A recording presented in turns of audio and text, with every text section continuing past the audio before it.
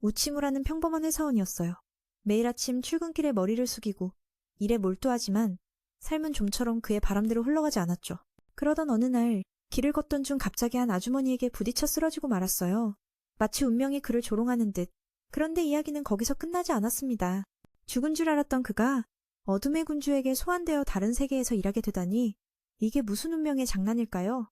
몇 분 전, 여기서는 마족 최강의 4명이 모인 중요한 회의가 열리고 있었습니다. 어둠의 군주는 자신의 지위를 공고히 하기 위해 최고의 후보자를 찾아 사천왕 자리를 맡기려 했죠.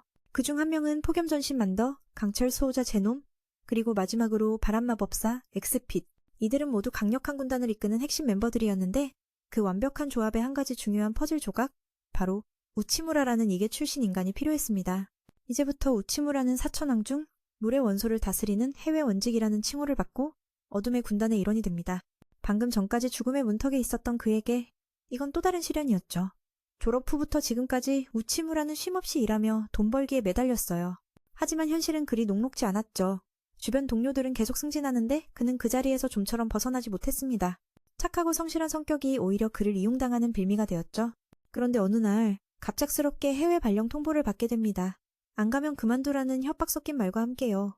결국 우치무라는 가족과 잠시 헤어져 나고자들의 무덤이라 불리는 낙후된 땅으로 떠나야 했어요. 첫 출근 날부터 그는 이곳의 열악한 환경과 부족한 자원에 좌절을 느낍니다. 본사의 인력과 장비 지원을 요청해도 묵묵부답이었죠. 하지만 우치무라는 절망하지 않고 무릎 꿇고 동료들을 설득하며 협력과 수능을 이끌어냈습니다. 그의 진심 어린 노력은 점점 사람들에게 인정받고 사랑받게 되었죠. 모든 것이 잘 돌아가는 듯 했지만 결국 또다시 다른 곳으로 발령이 떨어지고 맙니다. 이 사건은 그 누구도 쉽게 포기하지 않는 우치무라의 마음을 갈갈이 찢어놓았죠. 그는 스스로 묻습니다. 이렇게 열심히 일하는 내가 왜 아무도 인정해주지 않는 걸까? 이때 우치무라는 교통사고로 죽음을 맞이하고 이계로 소환됩니다. 어둠의 군주는 말했죠. 너를 기다려왔다. 마치 그가 죽기를 바랐다는 듯한 음산한 말투로요. 그리고 그에게 사천왕의 자리를 맡기겠다고 제안합니다. 우치무라는 믿기 힘든 현실에 혼란스러워하며 자신이 과연 이 임무를 감당할 수 있을지 고민하죠. 그는 우울하게 자신에게 물었다. 도대체 내가 이런 일을 왜 하고 있지? 아무도 알아주지 않는데. 바로 그때 우치무라가 사고로 죽고 이곳으로 소환되어 악마왕에게 일하게 된다. 악마왕은 나는 이 날을 오랫동안 기다려왔다 라고 말하며 마치 그가 일찍 죽길 바래온 것처럼 보였다. 그는 젊은이에게 사천왕의 역할을 맡기며 그가 존재할 것이라고는 상상도 못했던 일을 지시했다. 그는 평범한 직원으로 갑자기 중요하게 여겨지게 되었다. 그는 어색한 기분을 느끼며 어둠의 군주가 꺼내든 계약서에는 그가 해외에서 힘들게 일한 5년의 여정이 기록되어 있었다. 이 시간 동안 그는 언어를 독학하고 지역 주민들을 교육하여 그들을 더 나은 삶으로 인도하는 선구자가 되었다. 이렇게 훌륭한 이력서를 가진 그는 분명 사천왕의 자리에 앉을 조건을 갖추었다. 우치무라는 칭찬해 주셔서 정말 기쁘지만 악마 군대를 이끄는 것은 제 능력을 넘어서요 라고 대답했다. 그러면서 자신이 눈앞에서 보이는 것들만으로는 이해할 수 없는 일이라고 거절했다. 악마왕은 자신의 군대에 적절한 대우를 약속하며 걱정하지 말라고 했다. 이해를 돕기 위해 설명하자면 사천왕의 봉급과 권한은 그의 옛 세계에서의 높은 직책과 같았고 하인도 따르며 이제는 길거리에서 자는 것이 아니라 개인 방을 가지게 될 것이라고 했다. 당연히 그는 재능 있는 사람을 소중히 여겼기 때문에 거절하면 그를 옛 세계로 돌려보내 다시 한번 인생을 시작하게 하겠다고 했다. 이를 듣고 우치무라는 기뻐하며 그렇게 돌아가고 싶었지만 돌아가면 무슨 의미가 있을까 생각했다.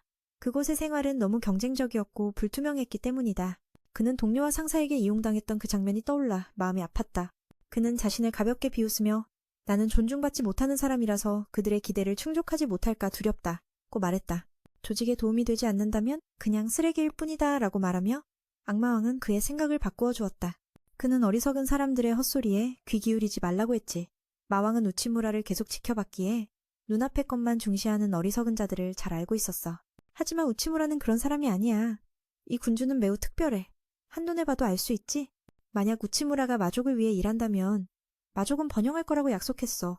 그는 우치무라의 잠재력을 최대한 활용하겠다고 약속했어. 깨어날지 말지는 다른 이가 결정할 일이 아니라고. 마왕은 끊임없이 우치무라의 일에 대한 열정을 불러일으켰고 정상에 오르고 싶냐고 물었지. 아직 동의하기도 전에 주변 사람들이 강하게 반대했어.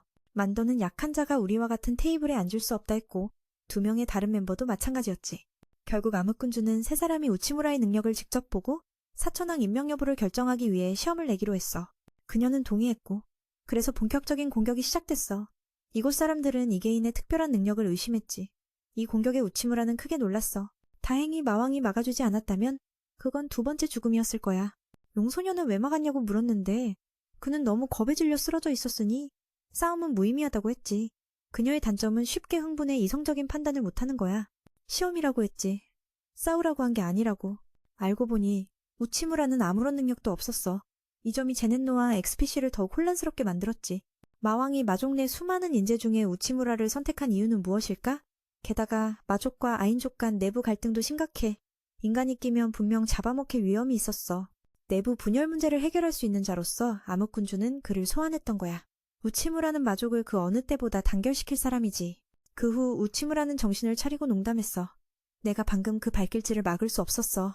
마왕은 신체적 힘이 아니라 뛰어난 두뇌를 원한다고 말했지. 그래서 앞으로 내부 문제 해결 능력을 평가하는 시험이 있을 거라 했어. 마족 영토가 여러 곳과 합병을 준비 중이라 갈등이 불가피하거든. 문제 해결을 위해 각 부족장들과 협상해야 해. 최근 미노토 마을 쪽 상황이 좋지 않아. 그래서 우치무라가 그들과 협상을 맡게 됐어. 만더가 이 임무를 담당하고 있어. 곧 용소녀가 우치무라를 미노토 부족장 곁으로 안내했어. 그 순간 그의 마음은 불안으로 가득했지. 자신은 단순 직원일 뿐인데 마왕의 격려를 들은 후 우치무라는 기대에 부응하고 싶어졌어. 문 앞에서 압박감을 느꼈고 친구는 미노토 부족이 매우 공격적이니 조심하라고 경고했지만 웃으며 우치무라가 여기서 죽길 바라는 듯했어. 문을 열자 거대한 황소가 나타났어. 협상이 가능할까 싶었지. 우치무라는 죽임당하는 상상을 했지만 만더가 자비를 베풀어 그에게 시범을 보여줬어. 그가 탈로스에게 오늘 대화할 기분이냐 묻자 거절당했고 만더는 분노했지. 두 쪽은 서로 욕하고 싸웠지만 협상은 없었어. 만더는 이런 거대한 협상이 준비됐는데도 상대가 이해하지 못한다고 말했고 상대는 만더가 상황을 몰라 한다고 했어. 이유는 명확하지 않았어. 이 어처구니없는 상황에 우치무라는 무력감을 느꼈어. 이게 마족식 협상 방식인가 싶었지. 밖에서는 내부에서 부서지는 소리만 들렸어. 그녀는 처음에 미노토 쪽이 합병에 흥미를 보였으나 이곳에 오면서 상황이 달라졌다고 했어. 우치무라는 지친 표정으로 그녀의 협상 실력을 비난했지. 황소는 무례했는데 그녀는 집도 못 들고 들어가게 했어. 우치무라는 뭔가 깨달았어. 만더도 이 문제를 맡겨 그가 해결하길 바랐던 거야. 실패하면 추방은 물론 최악의 경우 죽음까지 각오해야 해. 이런 책임을 떠넘기는 상황에 익숙해져 그는 해결책을 고민했어. 갑자기 실패하면 사천왕에게 비웃음을 당하고 마왕까지 실망시킬 걸 상상했지.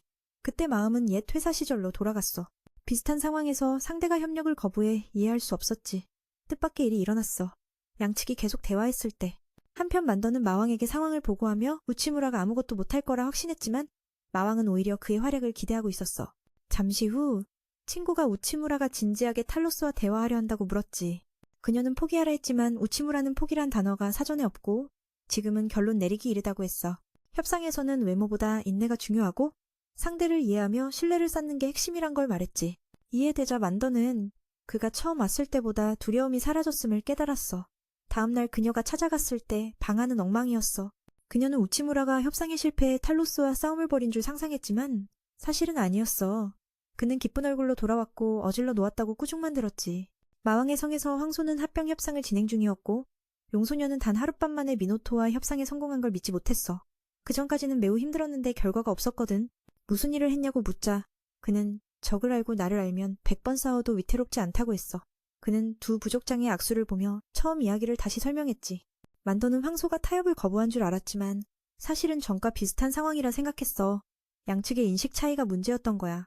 탈로스는 항상 협력을 원했지만 어떤 이익이 있는지 더 듣고 싶었을 뿐이었어. 친구의 깨달음에 맨더는 그가 처음 왔을 때처럼 겁먹지 않았음을 알았다. 다음날 그녀가 찾아갔을 때 방은 엉망진창이었다. 그녀는 우치무라가 협상 실패 후 탈로스와 싸운다고 상상했지만 사실은 달랐다. 그는 화난 얼굴로 돌아왔고 난장판을 만든 것 때문에 혼났다. 상대방을 이해하고 서로 간의 아름다운 신뢰를 쌓기 위해서는 정말 인내가 필요하다. 그는 그녀에게 자신을 관찰해보라고 했다. 이 협상은 반드시 잘 풀릴 것이라고 믿었기 때문이다. 그렇게 생각하던 아만드는 그가 처음 이곳에 왔을 때처럼 두려워하지 않는 모습을 깨달았다. 다음날 아만드가 찾아가 보니 방안은 온통 엉망이었다. 그녀는 협상이 실패해 타로스와 싸우는 상황을 상상하며 여기가 전쟁터가 되었다고 생각했다. 하지만 사실은 그렇지 않았다. 그는 매우 기쁜 얼굴로 돌아왔고 오히려 마왕의 성이 어지러워진 것을 꾸중받았다. 그 손은 어디 있지?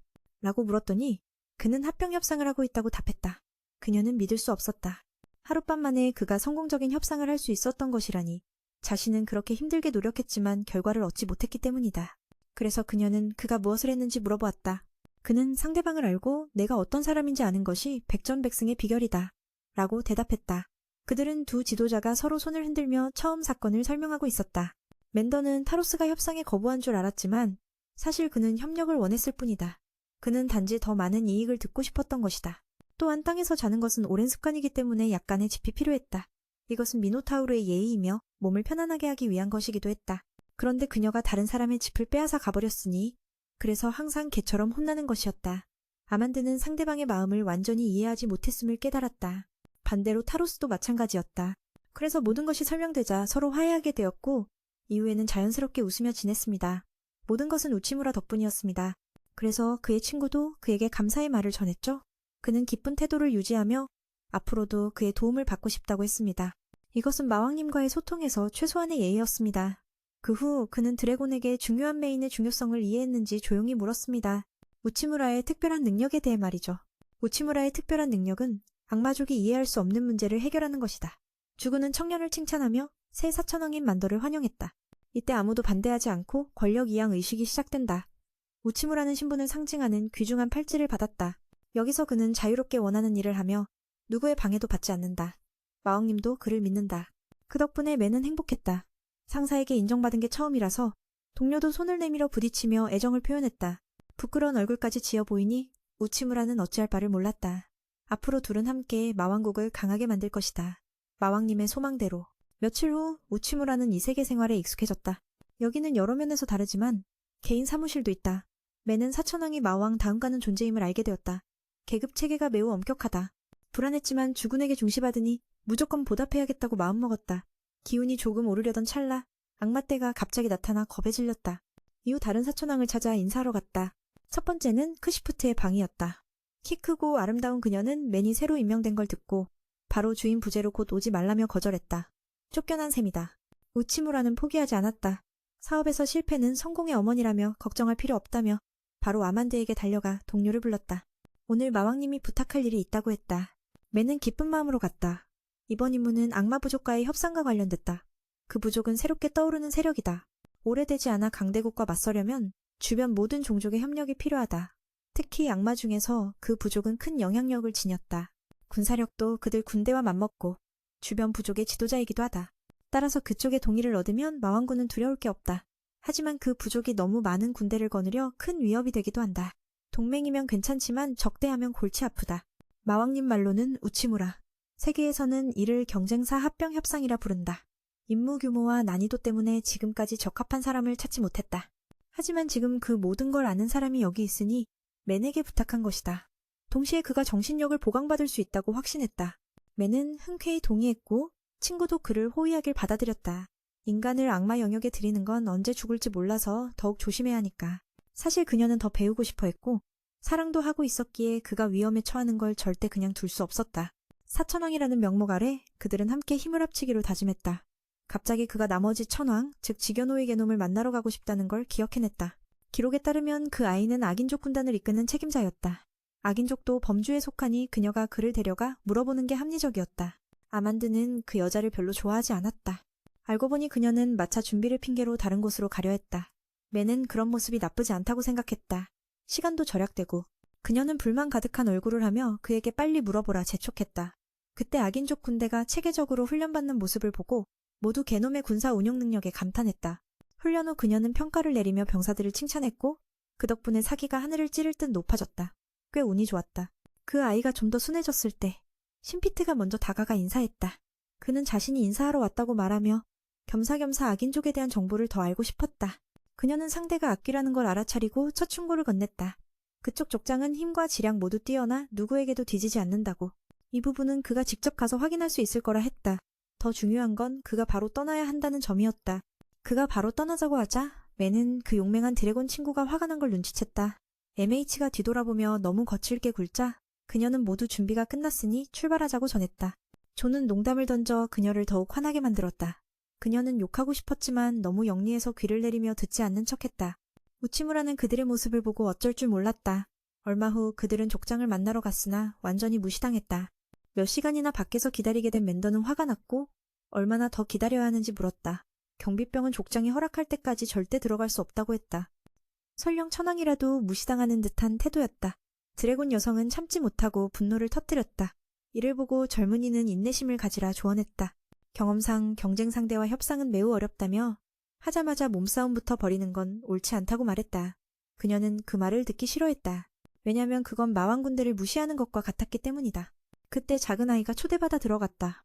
매는 이곳에서 뭔가 이상함을 감지했다. 그녀는 주변을 두리번거리지 말라며 악인족에게 눈에 띄지 않도록 조심하라고 경고했다. 가장 중요한 건 그들의 약점을 드러내지 않는 것이라 했다. 그들의 세력은 우리 군대와 동급이며 적으로 간주하는 개놈 또한 경계해야 한다고 했다. 우치무라는 상대가 어떤 인간인지 몰랐다. 그들이 들어가자마자 우치무라는 자신의 권위를 드러내며 멘더에게 입 다물라 명령했다. 내가 허락하기 전까지 말하지 마라. 모든 건 내 명령에 따를 것이다. 천황임에도 무시당하자 그녀는 매우 화가 났지만 이 임무가 중요했기에 꼭 참았다. 아직 말도 못했는데 늙은 자가 자신의 자신에게 복종하라며 마왕의 머리를 가져오라는 무례한 요구를 했다. 아만드는 참을 수 없어 욕하려 했지만 우치무라가 웃으며 말렸다. 이건 너무 중대한 문제니 나중에 다시 생각해보자. 이것이 바로 부드러움으로 강함을 이기는 전략이었다. 상대가 강경하면 우리는 부드럽게 대처하며 기회를 찾는 것이다. 하지만 그녀는 참지 못해 즉시 분노를 폭발시키며 늙은 자를 욕했다. 감히 우리 대왕을 모욕하다니. 그녀는 그를 찢어버리고 싶었지만 침착하라는 조언을 들었다. 그렇지 않으면 상대의 계략에 빠져 협상이 처음부터 깨질 것이라 했다. 악인족 족장은 애초에 협상할 생각이 없었지만 내부에서 소문이 돌까봐 일부러 그들을 들여보내면서 책임을 떠넘긴 것이었다. 매는 이를 일찍 깨달았다. 불쾌하냐는 질문에 당연히 그렇다고 답했다. 그는 마왕대인을 매우 존경하지만 더 큰 목표를 위해 참을 수밖에 없었다. 최악의 경우 악인족이 다른 세력과 손잡아 우리를 대적하면 큰일이었다. 오늘 일이 잘 안되면 일단 철수하는 게 낫다고 했다. 이에 그녀도 자신이 미숙했다며 사과했고 그는 오히려 고마워했다. 그녀가 대신 분노하지 않았다면 자신도 침착을 잃었을 것이라고 했다.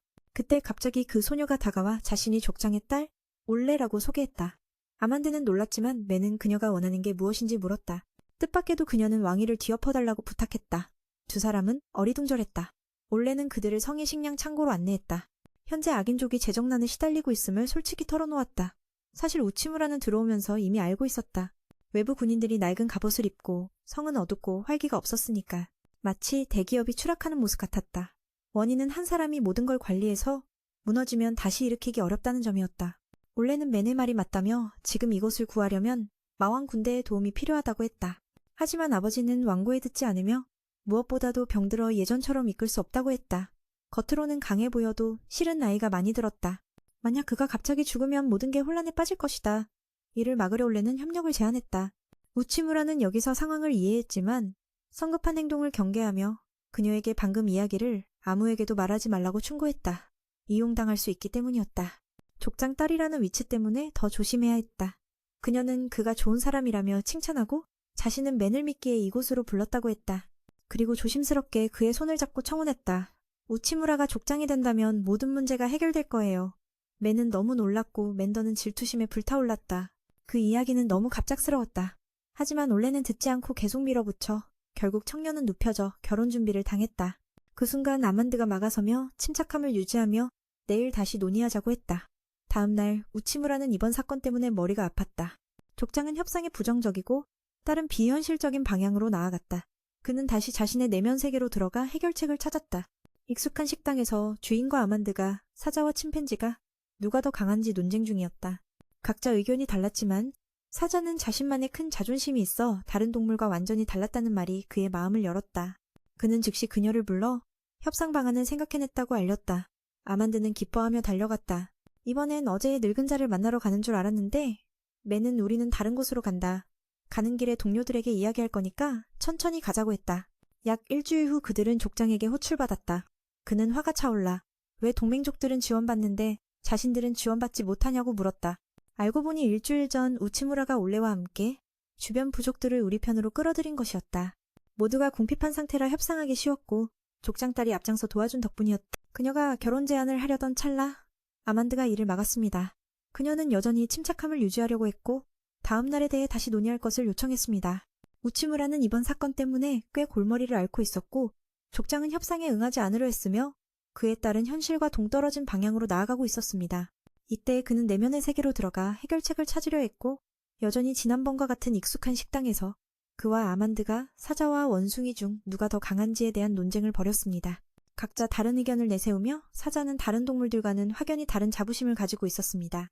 이 말은 우치무라에게 단서를 제공해 주었고 그는 즉시 친구를 불러서 협상 방법을 생각해냈다고 전했습니다. 아만드는 매우 기뻐하며 달려갔고 이번에는 늙은이와 만날 줄 알았으나 메이는 그들에게 다른 장소로 가자고 했습니다. 가는 길에 동료에게 이야기하겠다고 하며 천천히 진행했습니다. 일주일 후 그들은 족장의 호출을 받았습니다. 그는 화가 나서 왜 동맹부족들은 지원을 받는데 우리는 지원이 없냐고 물었습니다. 알고 보니 지난주 우치무라는 오레와 함께 주변 부족들을 자신의 편으로 끌어들이기 위해 불러 모았던 것입니다. 모두가 궁핍한 상황에 처해 있었기에 쉽게 협상할 수 있었고 족장의 딸이 지원에 나서자 모든 것이 순조롭게 진행되었습니다. 이것은 지구에서 대기업과 계약을 체결하기 위한 전략이었습니다. 대기업에 직접 초대하면 반드시 쫓겨날 것이기 때문에 주변의 소기업들부터 설득해야 했습니다. 그때 대기업은 자존심이 강해 불만을 품고 직접 찾아올 것이므로 계획의 첫 번째 단계는 성공적으로 마무리되었습니다. 우치무라는 계속해서 현재 상황에 대해 이야기했습니다. 마왕군에 합류하면 주변 부족들의 생계를 보장할 수 있다는 것이었습니다. 그는 감정에 휘둘리기 시작했고 그 모습을 보고 웃었습니다. 전투에서는 누구든지 침착함을 잃으면 패하게 되니까요. 주먹을 날린 후 우치무라는 즉시 통증을 진정시키고 오레를 불렀습니다. 그녀는 다른 부족들이 마왕의 편으로 통합될 수 있도록 중재 역할을 해주었습니다. 작은 드래곤은 그런 아버지를 보며 슬퍼했습니다. 가장 우선시해야 할 것은 모두의 삶과 미래야. 시대가 변했고 아버지는 예전처럼 강하지 않아. 그녀는 항상 그를 존경하며 무적이라 여겼던 아버지를 자랑스러워했어. 하지만 지금은 너무 약해졌기에 이제는 협력해 새로운 길을 찾아야 할 때야.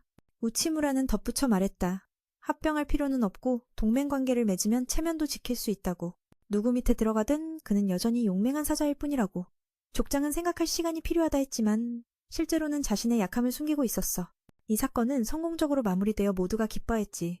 딸이 성장하는 모습을 지켜보며 아버지도 만족스러워했어.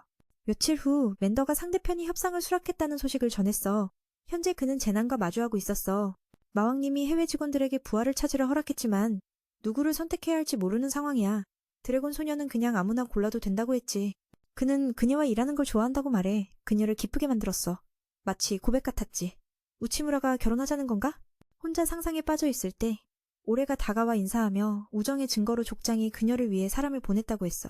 우치무라는 곧바로 그녀를 자신의 부서로 초대했어. 그녀도 그를 좋아했기에 흔쾌히 동의했지. 게다가 아버지가 이제 족내 유능한 이들에게 권력을 넘겼기 때문에 앞으로 큰 변화가 있을 거라 기대하고 있었어. 아만드는 이제 맨과 악수도 하지 않으려 해. 양측은 경쟁자일 뿐이라 너무 친한 척하지 말라고 했어. 우치무라는 그녀를 달래려 노력했어. 그 후 맨의 업무는 순조롭게 진행되었어. 신입사원의 도움 덕분에 모든 협상이 원활했지. 올해는 영리해서 양측의 합리적인 정책을 제시했어. 우치무라는 모든 면에서 지원했고 마왕군과 족 간의 동맹 체결에 대해 공헌자에게 보상이 있을 거라는 소식도 전했어. 가장 큰 공헌자는 당연히 표창을 받겠지? 보상식은 아직인지 더 정보를 얻었지만 우치무라는 서두르지 않았어. 평소에 상사에게서 선물을 받은 적이 없었기에 설레는 감정이 새로웠어. 아만드는 평소처럼 죽 같은 걸 들고 달려왔어. 올해 농사가 좋지 않아 식사가 자주 바뀌었고 자원도 동맹과 나눠야 했기에 가족은 묽은 죽만 먹었어. 그녀는 익숙해져 괜찮다고 했지만 이번 주에는 고기 한 점 먹지 못해 조금 아쉬워했어. 죽재료는 외곽에 자라는 곡물인데 양은 적지만 군인들의 영양은 충분히 보장했어. 다만 고기를 씹지 못하는 건 뭔가 이상한 느낌이었지. 이를 들은 동료도 공감했어. 여기선 자급자족이 일상인 만큼 사냥에 초대받았다. 그들이 노리는 대상은 위험한 마수들. 이 결정을 내린 이유는 단순히 해외 공무원이 고기를 탐내서만이 아니다. 아만드는 최근 마수가 기승을 부린다는 소식을 듣고 마왕군이 사태가 더 커지기 전에 개입해야 한다는 판단을 내렸다. 정보에 따르면 이미 5명이 잡아먹혔다고 한다. 친구가 설명하길 이 숲에선 강자가 약자를 먹는 게 당연하다. 원래 멧돼지 부족이 나서 복수해야 하지만 그들의 전투력은 낮다. 반면 그 마수는 매우 강력하다. 무슨 행동을 할까 고민하던 중 친구가 깜짝 놀라며 특별한 버섯을 찾았다고 한다. 그 버섯은 마수를 유인하는 귀중한 식량이라 그냥 기다리면 분명 마수가 올 것이다. 말을 마치자 거대한 멧돼지 한 마리가 나타났다. 바로 그들이 찾던 생명체였다. 본성은 거칠고 배고픔까지 겹쳐 무엇이든 잡아먹을 태세였다.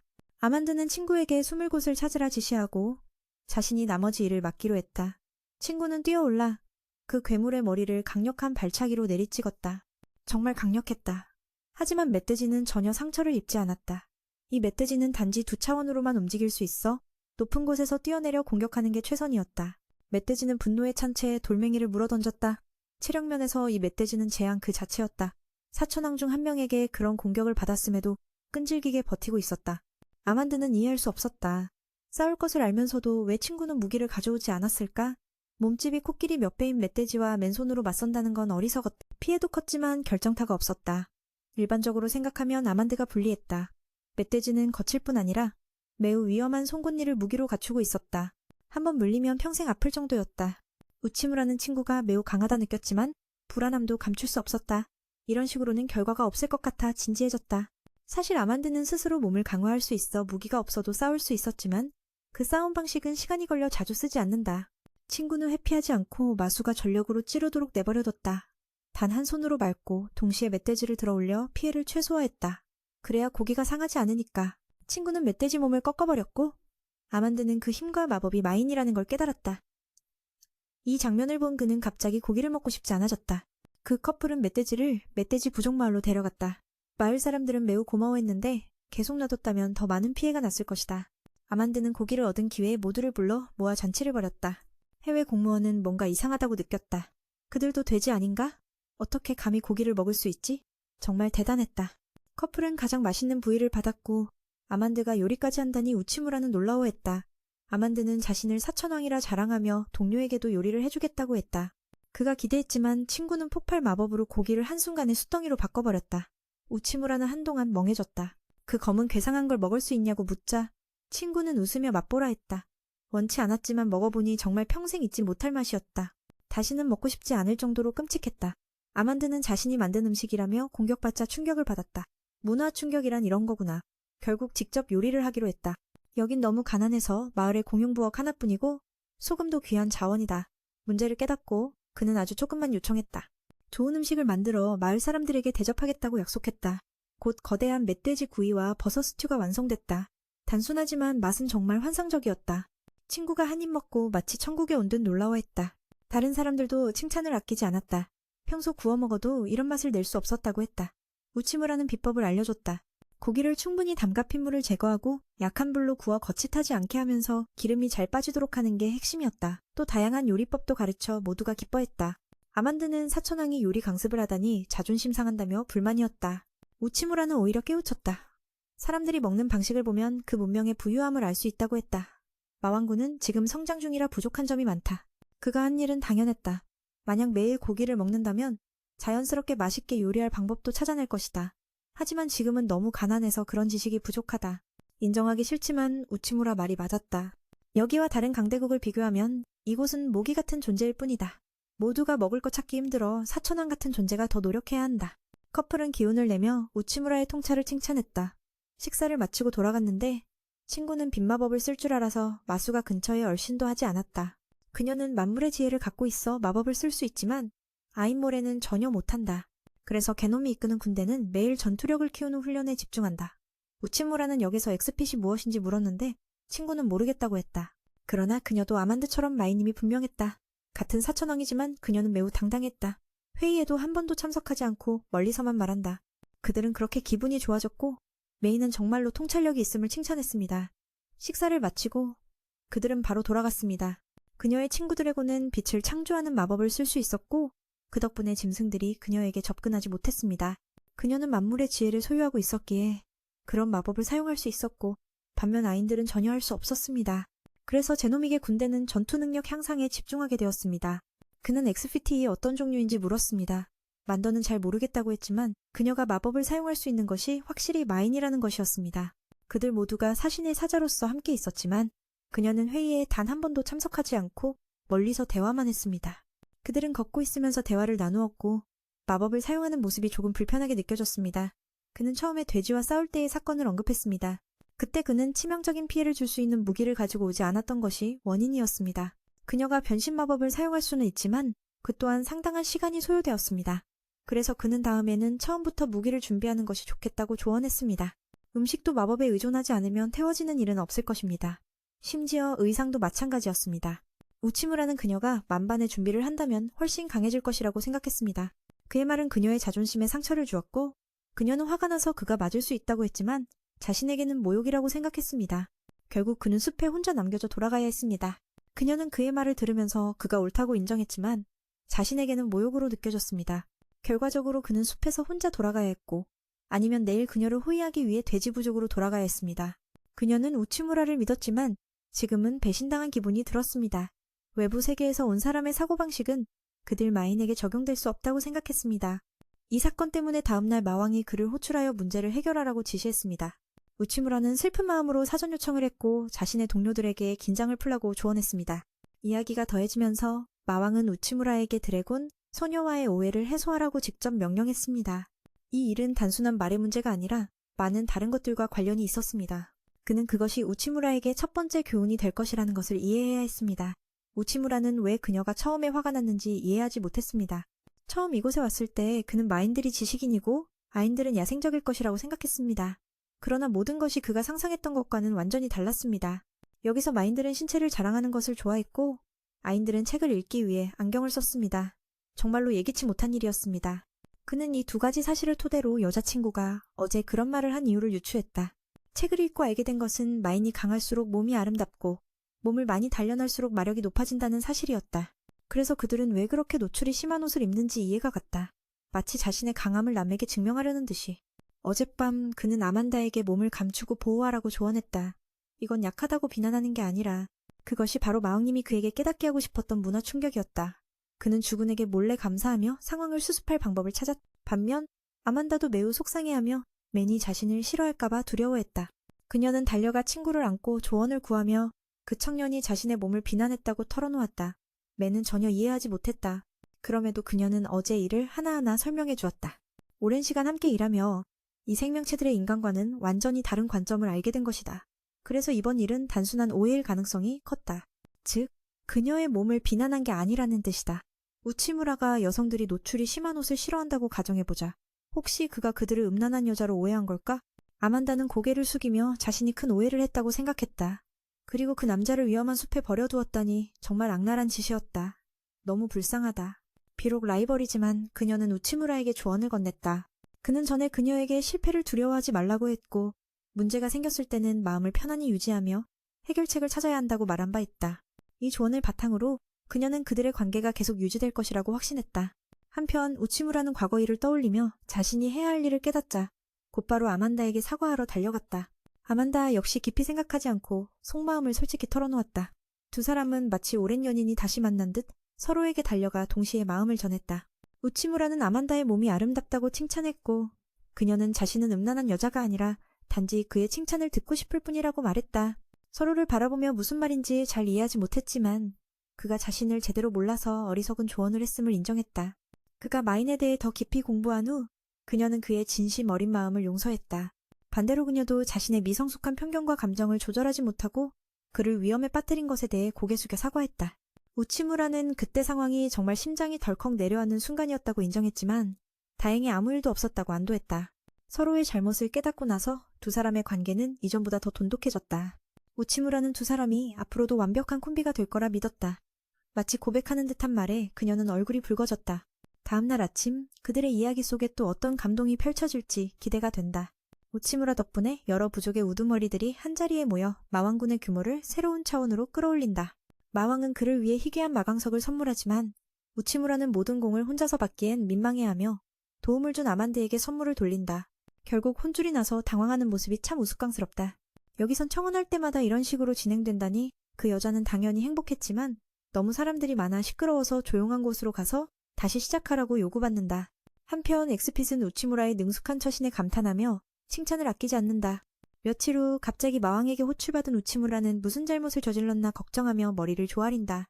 자신은 아직 사천왕에 걸맞지 않다며 더 노력하겠다고 애원하지만 마왕은 그저 칭찬하려 부른 것이지 해고할 생각은 없다고 하니 우치무라는 말문이 막힌다. 이 상황에 보면서도 마왕이 참 사랑스럽다는 생각이 든다. 오늘의 임무는 마인과 아인의 관계에 대한 질문이다. 조사를 통해 우치무라는 마인과 아인 사이의 가장 큰 차이점이 마인은 마법에 강점이 있지만 아인은 그렇지 않다는 점임을 깨닫는다. 마왕 역시 앞으로 모든 종족이 마법을 사용할 수 있길 바란다며 우치무라에게 그 해결책을 찾으라고 명령한다. 자신도 이 세계 출신이 아니기에 마법 사용에 서툴다는 걸 생각하면 이 임무가 결코 쉽지 않다. 마왕은 우치무라에게 순수 마광석을 건네준다. 이건 이전에 아만드에게 준 것과 비슷하지만 아직 가공되지 않아 다양한 용도로 만들 수 있다. 전문가를 보내 지원할 텐데 바로 까다로운 사천왕 중 한 명인 광풍법사 엑스핏이다. 이미 엑스핏이 통보받았기에 우치무라도 마음의 준비를 한다. 엑스핏은 대화가 쉽지 않다고 경고한다. 밖으로 나간 우치무라는 곧바로 연구에 착수한다.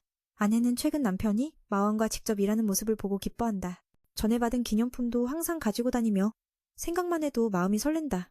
우치무라는 마광석이 마인의 마력을 농축해 만든 결정체임을 알게 되고 아만드도 요즘 야근이 잦다며 걱정한다.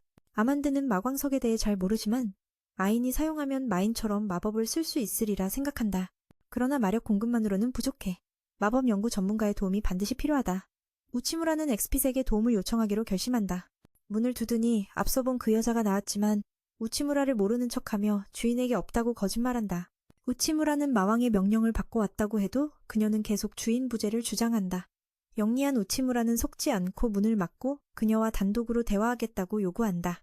결국 엑스핏은 어쩔 수 없이 들여보낸다. 밖에서 아내는 이 광경을 보며 질투에 눈이 번쩍 뜨인다. 엑스핏은 계속 자신이 전할 것처럼 가장하지만 우치무라는 그녀의 속임수를 간파한다.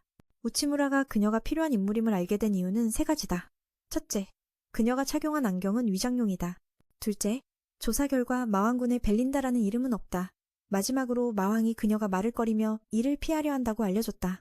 우치무라는 사천왕 엑스핏이 그녀를 관리한다는 사실도 알아내어 그녀를 압박한다. 엑스핏은 결국 자신을 숨기려 했음을 인정하고 변장 이유와 음성을 바꾸는 이유를 밝힌다. 그녀는 신분이 들통나면 일이 몰려 고달프기 때문에 천왕의 조수로 가장하고 있었다. 우치무라는 마법 사용 도구 제작에 대해 언급하자 그녀는 마왕의 명령이라도 거절한다. 이미 완성했고 새로 만들 필요가 없다고 단호하다. 우치무라는 그녀가 자신이 진짜임을 알게 되자 완성된 마광석 핵심 부품과 여러 마광석 장신구들을 꺼내 보여준다. 이것들은 다양한 마법 사용을 가능하게 하지만 제작이 어렵고 비용도 엄청나다. 그녀는 수년간 연구한 결과라며 자부심을 드러내고 우치무라는 대량 생산에 대해 물었더니 한 개에 1령만이라는 가격에 충격을 받는다. 마광석은 희귀하고 고급 재료로 만들어져 당연히 비싸다. 우치무라는 모든 이가 저렴하게 쓸 수 있는 장치를 만들어야 한다는 임무를 이해하고 비용 절감을 위해 동료의 협조를 구한다. 다수의 마법을 쓰려면 다양한 마광석이 필요하니 한 종류만 쓰는 방안을 생각해보자는 제안에 그녀도 동의한다. 연구에 착수한 엑스핏은 비밀의 실험실을 열고 우치무라를 지원하라며 하룻밤 더 머물게 한다. 우치무라는 거절할 틈도 없이 끌려가고 남편을 기다리는 아내는 점점 초조해하며 문을 두드리지만 엑스핏의 마법으로 막힌다. 밤새 침묵 속에서 아내의 걱정만 커져간다. 우치무라는 잠 한숨 못 자고 지쳐 죽을 지경이지만 덕분에 그녀의 연구가 완성된다. 그녀는 단 한 가지 마법만 담은 저비용 마법 장치 로즈마린을 만들어냈다. 생산도 가능하지만 효능 검증이 필요해 우치무라는 실험 대상이 된다. 힘들다며 잠시 휴식을 청하지만 엑스핏은 1시간 후에 만나자고 한다. 우치무라는 힘이 빠져 눈물을 삼키며 겨우 몸을 일으킨다. 마침 연구가 풀리자 아만드가 문을 두드리며 들어오고 우치무라는 결국 잠도 못 자고 바로 쓰러진다. 이 과정에서 웃기기도 하고 안타깝기도 한 상황이 교차한다. 그렇게 또 하루가 지나간다. 하룻밤이 더 지나갔고 우치무라는 거절할 틈도 없이 끌려갔습니다. 이제 그는 누구에게 도움을 요청해야 할지 모르고 있었습니다. 아내는 밖에서 남편이 나오기를 기다리고 있었고 만더는 문을 세게 두드렸지만 엑스필트의 마법이 그녀를 방해하고 있었습니다. 자정이 되었지만 방 안에 있는 남녀는 도대체 무엇을 할 수 있을까요? 그녀는 생각할수록 더 세게 문을 두드렸습니다. 아침까지 계속 두드렸습니다. 그때 우치무라는 눈을 붙일 새도 없이 지쳐 있었습니다. 덕분에 그녀의 작업이 완료되었습니다. 그녀는 밤새 새로운 제품을 만들었고 그것을 로즈마린이라고 불렀습니다. 단 하나의 마법만을 담고 있기 때문에 저급한 마석으로도 만들 수 있었고 비용이 극히 낮아 대량 생산이 가능했습니다. 하지만 효과를 확인해야 했기 때문에 계속 진행되었습니다. 그녀는 실험 대상으로 불려졌고 우치무라는 반대하지 않고 잠시 쉬고 싶다고 했습니다. 이렇게 힘들게 일하고 쉬지도 못하는 것이 괴롭다고 말했습니다. 엑스피티는 1시간 후에 만나자고 약속했습니다. 그는 울고 싶었습니다. 적어도 면죄부를 받는 것만으로도 다행이라고 생각했습니다. 힘겹게 밖으로 나가니 그녀가 봉인을 풀어주었고 그때 아만드가 문을 열고 들어왔습니다. 결국 그는 잠을 잘 필요가 없었습니다. 그녀는 그를 보고 깜짝 놀라 전날 밤 그들이 레슬링을 한 것이라고 생각했습니다. 그녀는 그를 깨우고 방어 마법사를 불렀습니다. 그 후 그녀는 변장을 하고 그녀의 친구에게 시끄럽지 말라고 알려주었습니다. 그녀가 언급한 아름다운 소녀에 대해 언급했지만 그때 오레와 릴림이 급한 소식을 전하러 왔습니다. 최근에 많은 변종, 악마새들이 마을을 공격하고 있다는 것입니다. 그들은 커다란 몸집과 매우 폭력적인 성향을 가진 조류로 마왕은 그들을 처치하고 국민을 보호하라는 명령을 내렸습니다. 만더는 가장 강력한 전투력을 지닌 인물로 그녀는 끌려감으로 우치무라의 문제는 일단 미뤄두었습니다. 이 소식을 듣고 우치무라는 바로 정신이 들어갔습니다. 이것은 마법 장비를 시험해볼 좋은 기회였습니다. 그래서 그녀는 그에게 빨리 가자고 재촉했습니다. 해외 요원의 감각이 무언가 나쁜 일이 곧 닥칠 걸 느끼지만 거절할 수도 없었다. 얼마 뒤 두 사람은 변이된 악마새들이 나타날 평야에 도착한다. 주변은 온통 평지라 장애물이 전혀 없어 완벽한 전장이다. 근처에 우치무라의 아이들이 있어 그에게 조심하라고 경고한다. 동료는 마법 장비용 화염을 준비했고 그는 그것을 받아들며 그녀에게 안전성 분석을 했는지 묻는다. 그녀는 순진하게 걱정 말라며 실패해도 겨우 한쪽 팔만 잃는다고 대답한다. 정말 대담한 녀석들이다. 우치무라는 경악하는 표정을 지었지만 어쩔 수 없이 시도해보기로 했다. 부드러운 혈류를 마법석에 흐르게 하며 성공적으로 마력을 팔로 순환시켰다. 지휘관은 계속 지시를 내리며 우치무라가 서서히 익숙해지도록 도왔다. 덕분에 그는 성공적으로 불덩이를 만들어냈다. 일단 첫 단계는 마무리된 셈이다. 마침 변이된 악마 셋대가 모습을 드러내자 친구는 공격하라 명령하지만 구체적인 방법은 알려주지 않았다. 결국 그는 감히 불덩이를 그들의 머리에 던졌다. 단순한 마법이었지만 적은 마수들을 쓰러뜨리기엔 꽤 효과적이었다. 모든 게 잘 풀리는 듯 했으나 갑자기 장비는 마력을 잃어버렸다. 다행히 곁에 있던 그녀가 바람을 일으켜 우치무라를 보호하며 그가 다시 장비를 재가동할 수 있게 도왔다. 재차 활성화하자 변이된 악마새 떼는 겁에 질려 도망쳤다. 그는 동료들에게 장비가 과부하 상태라 더 이상 쓸 수 없다고 알렸다. 원인은 형편없는 돌로 장비를 제작했기 때문이었다. 실험은 결국 실패로 돌아가 두 사람은 기운 빠져 떠났다. 그날 밤 그들은 피해를 입은 마을에서 마음을 나누었다. 아이들이 우치무라에게 쇠고기 한 그릇을 가져다 주자 그가 아이들이 먹는 모습을 지켜보았다. 그 친구는 이 부족에 아이나인종이 싸울 능력이 없다는 걸 알고 매우 안타까워했다. 분명히 그들은 힘든 삶을 살고 있을 것이다. 그들이 가진 유일한 것은 바로 미소뿐이었다. 광풍소녀가 자신이 어떻게 성장했는지 이야기했다. 그녀는 에렐프족으로 꽤 부유한 집안 출신이었지만 여러 이유로 집을 떠나게 되었다. 작은 여정에서 많은 아이들에게 구조받았다. 그들은 약했고 마법도 쓸 수 없었다. 모두를 돕고 싶어 현재의 장비를 만든 것이다. 시간이 흐르면서 수많은 일에 치여 처음의 마음을 잊고 있었다. 지금은 반드시 이 임무를 성공시켜야 한다고 다짐했다. 악마새 때는 다시 나타날 것이기에 그들은 즉시 대응책을 찾아야 했다. 문제는 원료를 낭비하지 않고 퇴치하는 것이었다. 우치무라는 익숙한 식당에서 깊은 고민에 빠졌다. 여기서 그는 주변 사람들과 사장님의 조언을 얻어 해결책을 찾았다. 우치무라는 친구에게 아침에 만들었던 장비 10개를 더 만들어달라고 부탁했다. 개선할 필요는 없다고 했다. 친구는 의아해했지만 그의 자신감 넘치는 얼굴을 보고 그대로 따랐다. 다음 날 아침, 그들은 마법을 쏘는 대신 음파를 만드는 장비를 완성했다. 장치 작동할 때 나는 이 소음은 마물에게 불쾌감을 줘서 도망가게 만드는 효과가 있었어. 똑같은 물건인데 새로운 방식으로 사용하니 훨씬 효과적이었고 마광석도 소모되지 않은 이 문제를 해결했다고 볼 수 있다. 예상 밖의 성공의 두 사람은 마왕님께 바로 보고했어. 이걸 동맹 종족들에게도 널리 퍼뜨리겠다고. 모든 동맹 종족이 이걸 써서 아주 적은 비용으로 마물을 쫓아낼 수 있을 거야. 마왕님도 매네 방법에 놀랐고 엑스피쉬와 우치무라의 협력이 성공적이어서 칭찬을 받았어. 밖에서 두 사람은 서로에게 감사를 전했지. 특히 그녀가 연구의 난관을 뚫어낸 덕분에 이번에 은혜를 줬으니 필요하면 언제든 말하라며 도움을 약속했어. 그리고 개선된 마법 발사 장치도 선물했어. 이전보다 최대 30개의 화염구를 연속 발사할 수 있게 되었지. 예전에 10개 대신에. 우치무라는 그 후방으로 돌아가 휴식을 취했어. 이틀간 잠 못 잔 뒤 아내가 문을 밀고 들어와 둘이 다정한 시간 보내는 걸 보고 크게 꾸짖었지. 연구와 작은 문제를 빨리 말하지 않았다며. 하지만 청혼도 받았으니 다른 여자 있을 리 없다고 생각하며. 남편이 바닥에 누운 걸 보고 아내는 쿠앙풍이 무슨 일 저질렀다고 오해해 결산하러 가려 했지. 며칠 후 우치무라는 자신을 생각에 잠기게 한 채 평소 가던 식당으로 데려갔어. 그날 식당엔 특별한 손님 2명이 있었지만 빨간 머리 소녀가 또 싸움을 걸었지. 그녀가 가게에 앉아 모자를 벗으며 한 말에 매는 마음의 문을 열어야 한다는 걸 깨달았어. 그동안 그는 항상 마왕의 명령만 따랐지만 그건 단지 누난 문제만 해결하는 거였어. 진정한 발전을 원한다면 스스로 잘못을 찾아 고쳐야 해. 정신을 다잡은 그는 드래곤 소녀와 함께 시장 조사를 하러 갔어. 이곳은 여러 물건이 가득한 지역으로 아만드는 여기서 가장 번화한 곳이라 알려줬지. 매는 오늘 데이트인 줄 알고 예쁘게 차려입었고 칭찬도 받았어. 올해가 조언해주지 않았다면 무엇을 입을지 몰랐을 거야. 데이트는 전쟁 같아서 완벽하게 준비하고 싶었지. 처음엔 속옷만 입으려 했지만 올해가 반대했어. 우치무라는 인간이니까 그렇게 할 수 없다고. 지금 필요한 건 귀엽고 사랑스러운 옷과 꼭 필요한 장신구였어. 친구에게 감사하며 오늘 조사가 꽤 잘 됐다고 생각했지. 아만드가 맨을 일로 부르자 표정이 바뀌었고 맨은 화가 치밀었지만 묻지 않았어. 그가 하려는 건 정보 수집뿐이라 직접 의견을 듣고 눈으로 확인하면 마왕군이 발전할 단서를 찾을 수 있을 거라 믿었거든. 오늘은 한가하니 우선 좀 거닐자고 했고 아만드는 기쁘면서도 슬펐어. 데이트가 아니라는 걸 알았으니까. 수공 예품 가게를 지나며 주인이 마왕 관료인 맨을 알아보고 반겼어. 상인들은 사천왕이 인간이라는 사실에 놀라며 그의 옷차림이 다르다는 걸 알아챘지. 맨은 그걸 이용해 정보를 채우려 했고 유명한 폭염전신 만도도 알아봤어. 가게 주인은 두 사람이 함께 온 걸 보고 부부잔을 소개했지. 우치무라는 바로 결정했지만 대신 몇 가지 질문을 하려 했어. 그녀는 물건에 대해 걱정했지만 이건 정보 수집 전략이었기에 아무것도 사지 않을 거야. 둘이 잔에 술을 마시는 상상을 하던 중 우치무라가 정보를 다 얻었다며 불러냈어. 드래곤 소녀는 지루해하며 계속 탐험했고 잠시 후 둘은 시장 조사를 정리했어. 최근 두 큰 종족과 동맹을 맺어 문화와 인력 교류가 활발해졌고 새 가게들이 우후죽순 생겨난 이유였지. 그가 우려하는 건 식량 문제였어. 인구가 급증해 충분한 음식을 공급하기 어려웠고 쌀값이 급등해 주민들이 큰 타격을 받을 거란 점이었어. 며칠 전에도 쌀가게에 갔지만 상인들은 가격을 내릴 수 없다고 했지. 이익이 나야 하니까. 즉, 대리점 측의 식량 가격 책정에 문제가 있었던 거야.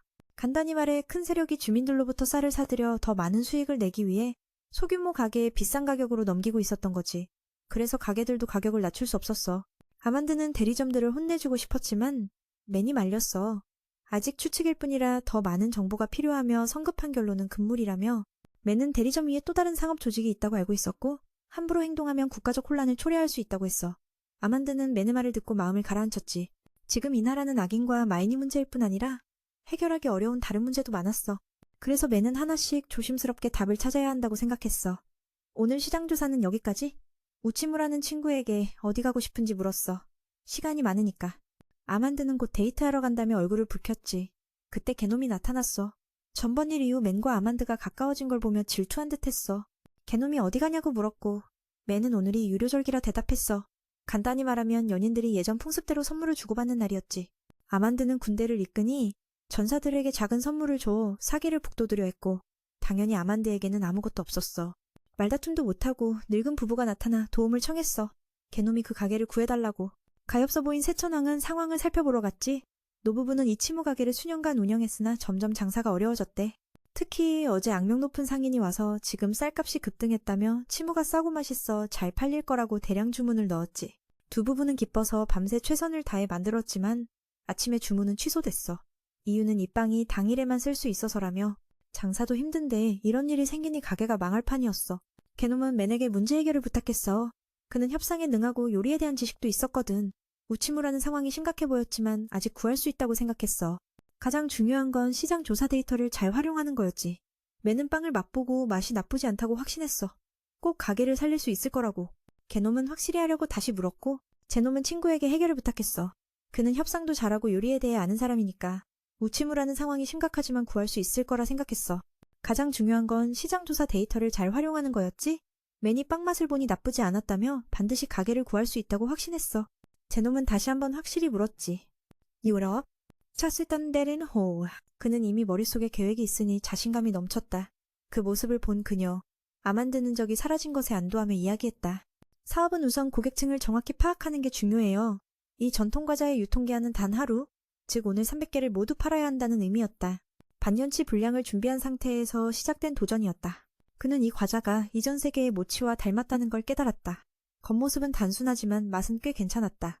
그래서 몇 년 전까지만 해도 인기가 많았지만 지금은 점차 잊혀가는 전통 음식이었다. 치무는 특정한 주된 맛이 없기에 다양한 변주가 가능했다. 그는 이 분야에 뛰어난 재능을 갖고 있었기에 두 사람은 안심했다. 그들은 덧붙여 지금까지 주 고객층은 주로 노년층이었다고 말했다. 하지만 최근에는 그들조차도 이 과자를 선호하지 않았다. 아만드는 그 말을 듣고는 어이가 없었다. 이걸 아직도 팔고 있다니 대단하네요. 침착하게 계획을 세워 부부와 함께 치무를 다양한 맛으로 변형하기로 했다. 그녀, 용족 친구는 비슷한 가게들과 협력해 상생하는 방법을 모색하기 위해 나섰다. 모든 준비가 끝난 후 아만드는 홍보 캠페인을 시작했다. 근처에서 불꽃놀이가 열려 사람들이 모여 있었고 그는 이 기회를 살려 오늘이 류야 축제임을 알리며 이야기를 풀어냈다. 축제답게 다양한 즐길거리가 있었고 아만드도 임무 중이면서도 그 분위기에 푹 빠졌다. 그녀는 일을 마친 뒤 잠시 휴식하는 것도 좋다고 생각했다. 그 덕분에 더 많은 팬을 끌어모을 수 있었다. 젊은 세대는 이날의 의미를 거의 모르는 상태였다. 이를 활용해 우치무라는 사랑 이야기를 곁들여 치무 과자의 전통적 의미를 자연스럽게 전했다.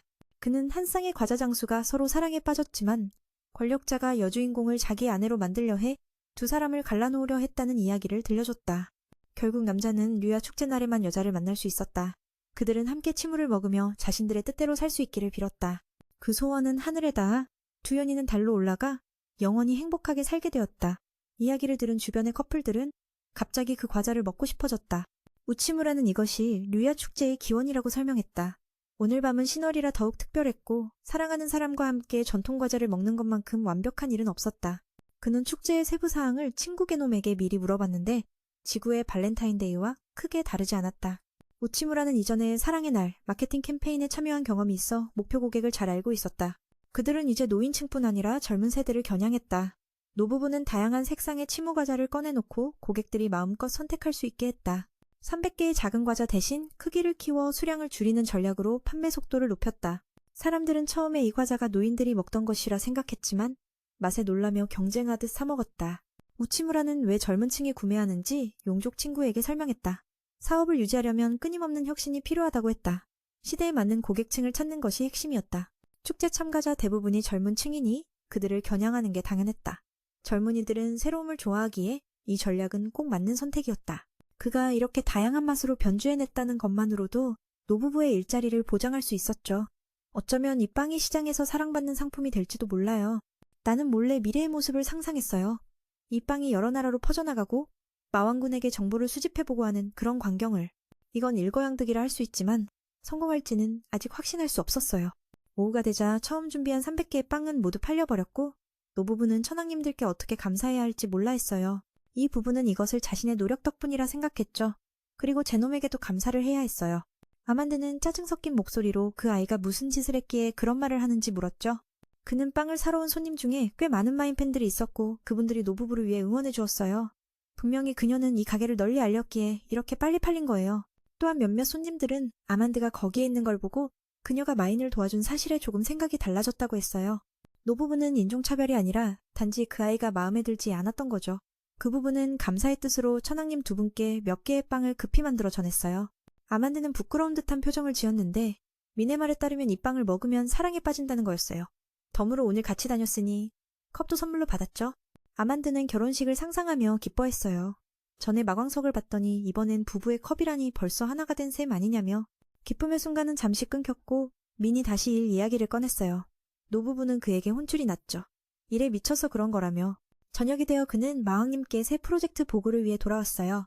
오늘의 방문조사는 그에게 많은 깨달음을 줬죠. 이야기된 핵심은 이웃나라인 황금국에서 온 금이었어요. 발전하려면 부유한 나라와 거래해야 한다는 걸 알았죠. 페타의 잠재력이 커지고 식량 부족 문제도 해결할 수 있었어요. 우치무라는 왕에게 무엇으로 교역할지 물었죠. 그는 마법 장비가 주된 물품이어야 한다고 생각했어요. 지금은 엑스핏이 독점 생산하고 있으니까요. 우치무라는 망설였지만 마왕은 이해시키며 아무나 그녀처럼 능숙하게 기술을 훔칠 수 없다고 했어요. 걱정하지 말라며 설령 모방에 성공해도 괜찮다고 이곳엔 인재가 있으니까 그런 사람들이 있는 한 미래에 더 많은 초월적 발명이 나올 거라고 저작권 걱정은 할 필요가 없다고 했죠. 하지만 그분은 민에게 경고했어요. 황금국의 분노왕은 협상하기 쉽지 않은 상대라고. 며칠 후 모든 준비가 끝나자 그는 먼 출장길에 올랐어요. 올레와 만더가 배웅하며 조심하라고 당부했죠. 황금국 분노왕이라 조심해야 한다고. 함께 가자고 물었지만 청년은 이번 회담이 자신이 새로 임명된 사천왕으로서 공식적으로 첫 등장하는 자리라 혼자 가겠다고 거절했어요. 용녀는 그만두었고 분노왕은 젊고 재능 있지만 변덕이 심해 화나면 생명이 위험하다며 이라도 들려줬어요. 과거 가짜 상품을 유통하던 상인이 악어에게 던져졌다는 이야기였죠. 우치무라는 무서웠지만 출발할 수밖에 없었어요. 그녀는 마치 아내가 남편을 배웅하듯 따라가며 지갑이나 선물 잊지 말라고 했어요. 참을미하면 쉬라고, 상대편의 뇌물도 받지 말라고, 특히 예쁜 여자 있는 곳 조심하라고 당부했죠. 마침내 그는 분노왕국에 도착했어요.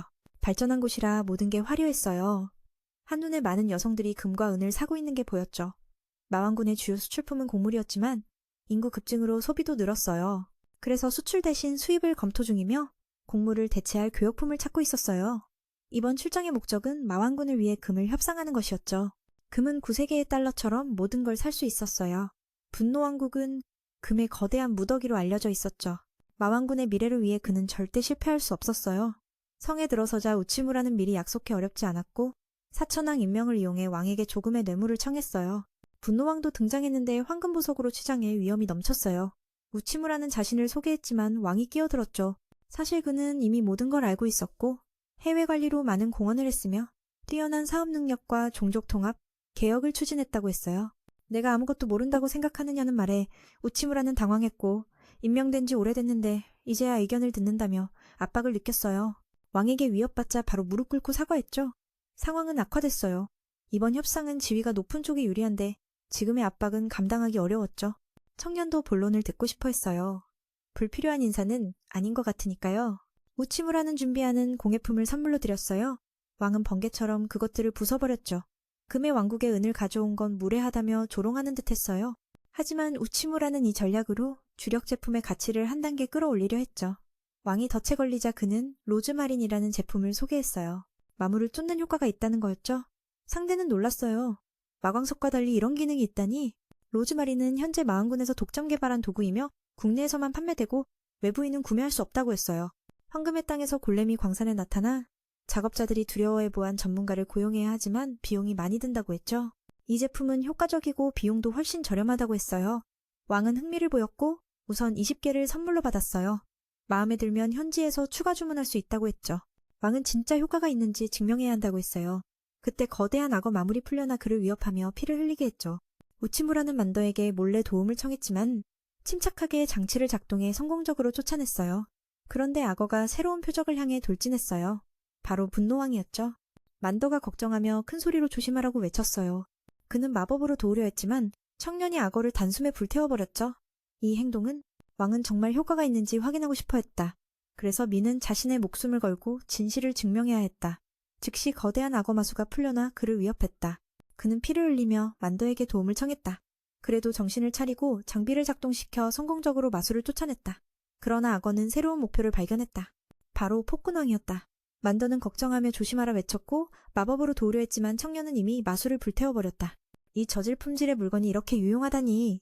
현재 이 물건은 마왕 군대가 독점적으로 개발한 도구로 현재는 국내에서만 유통되고 있습니다. 외부인은 구매할 수 없고요. 이렇게 만나게 된 것은 아마도 금빛 왕국이 이곳에서 발생한 제이시 고렘으로 인해 채굴 작업에 어려움을 겪고 있기 때문일 것입니다. 그래서 보안 전문가를 고용해야 하지만 비용이 너무 비쌉니다. 하지만 이 로즈마리는 다릅니다. 효과적이면서도 비용이 훨씬 저렴하죠. 이 말을 들은 왕은 꽤 흥미를 느끼며 일단 20개 정도를 선물로 주겠다고 했습니다. 만약 효과가 좋다면 추가 주문도 할 수 있다고 하네요. 왕은 분노하며 동의했지만 만약 정말 효과가 있다면 말이죠. 그래서 치무라에게 자신의 말을 증명할 기회를 주었습니다. 즉시 거대한 악어가 풀려나와 그를 위협했지만 그는 충분히 정신을 차리고 장치를 성공적으로 작동시켜 악어를 물리쳤습니다. 그런데 악어는 새로운 목표로 왕을 향해 달려갔고 왕은 그를 조심하라고 큰 소리로 외쳤습니다. 그런데 예상외로 그 젊은이는 그 괴물을 제로 만들어버렸습니다. 이 일로 인해 왕은 매우 만족하며 대량 주문을 수락했습니다. 마왕 군대는 이 장비와 치무라를 칭찬했으며 그는 평범한 인간임에도 불구하고 자신과 동등하게 대화할 수 있는 용기를 가진 사람으로 평가받았습니다. 특히 위기 상황에서 행동으로 충성을 보여준 점이 높이 평가되었습니다. 그는 큰 거래를 성사시켜 매우 기뻐했지만 바로 그 순간 금이 그를 눌러 죽여버렸습니다. 한 달 후 그곳에서 약 200개의 로즈마린이 공급될 수 있다는 사실을 확인한 왕은 이제 일주일로 줄였습니다. 그는 자신의 힘을 보여주었고 자신이 원하는 것을 충족시킬 수 있다면 금이 산처럼 쌓일 수 있다고 말했습니다. 이 사건을 엑스피트가 논의한 후 치무라는 양이 너무 많아 혼쭐이 났습니다. 로즈마리는 이제 막 생산에 들어갔기 때문이죠. 하지만 곧 금괴에 눌려 죽을 뻔했다. 한 달에 약 200개의 로즈마린을 공급할 수 있다는 걸 알게 된 광노왕은 분노하며 주문 주기를 일주일로 단축했다. 그는 자신의 위험을 과시하며 가능하다면 산더미 같은 금도 문제없다고 말했다. 돌아와서 이 문제를 엑스핏에게 보고했지만 우치무라는 아직 생산에 익숙하지 않은 작업자들이 많아 수량을 늘릴 수 없다며 심한 꾸중을 들었다. 그는 친구에게 간절히 부탁했다. 이것이 페다신 PC의 새로운 발전길이라고. 국내 주문도 이미 많고 이제 일주일에 200개를 더 만드는 것도 힘들다고. 하지만 그는 그 고생을 모르고 계약을 성사시키고 공을 독차지했다. 그 말도 일리가 있었기에 그는 더 이상 아무 말도 하지 않았다. 옆에서 올레도 주인공을 칭찬하며 우리 편을 위해 좋은 일을 하고 있다고 말했다. 상황은 예전과 똑같아 보였다. 서로의 갈등과 충돌은 이해를 막고 고집을 부리면 조직이 무너질 수 있었다. 엑스핏은 친구에게 어떻게 할 건지 물었지만 그는 먼저 마수들이 극성인 지역에 우선 배달했으며 국내 수량도 충분하니 생산량은 안정적이어야 한다고 밝혀 그들의 계획이 들통났다. 이 말을 들은 친구는 깜짝 놀라며 사업가가 공장의 상황을 이렇게 정확히 알고 있을 줄은 몰랐다. 우치무라는 그녀가 평소처럼 게으름 피우는 걸 알아차리고 결국 200개 완성을 동의하도록 만들었다. 그런데 그때 광노왕 측에서 급히 100개를 더 주문했다. 장비가 너무 효과적이라는 이유였다. 결과적으로 일거리가 쌓여 해결할 수 없었고 쉬지 않고 계속 일해야 했다. 올해도 그가 일주일 만에 300개 주문을 받은 걸 칭찬했다. 이는 광노왕국이 엄청난 재정력을 가지고 있다는 뜻이었다. 현재 각 제품 가격은 약 50만 원, 총 300개면 1억 5천만 원에 달하는 큰 금액이었다. 매는 이번엔 심리 전략인 닷 효과를 사용했다고 말했다. 불확실한 결정을 할 때 사람들은 처음 받은 정보를 기준으로 삼는데 처음에 은제품을 기준으로 제시해 로즈마린의 가치를 고급품으로 인식하게 만들었다. 그래서 광노왕은 그 닷에 고정되어 가격을 받아들였다. 결과적으로 전략은 성공적이었지만 약간 위험했다. 원래는 이런 제품 소개 방식에 놀라워했다. 그런데 그때 맞은편에서도 급히 100개를 추가 주문했다. 이는 엑스핏 같은 사람에게 직접적인 부담이었다. 결과적으로 우치무라는 또 꾸중을 들었지만 포기하지 않고 친구는 10명의 신규 인력을 뽑아 작업 속도를 최대한 끌어올렸다. 다음 날 첫 200개가 성공적으로 배송되었다. 이로 인해 모두가 기뻐하며 더 힘내서 일했다. 다음 200개도 완성되어 배송만 남았다.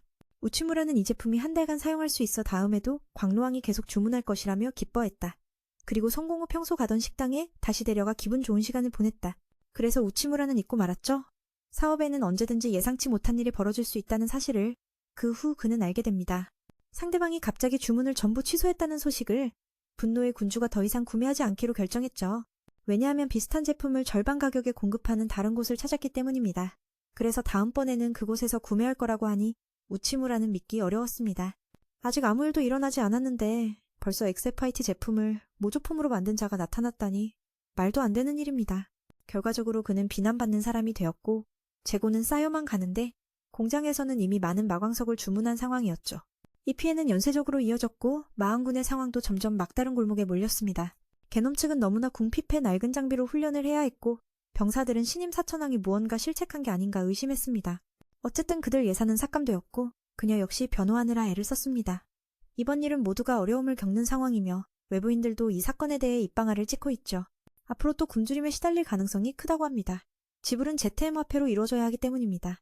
우치무라는 짧은 시간 안에 많은 충격을 견뎌야 했고 그저 피해자들에게 사과하고 설명하는 일에 몰두할 수밖에 없었습니다.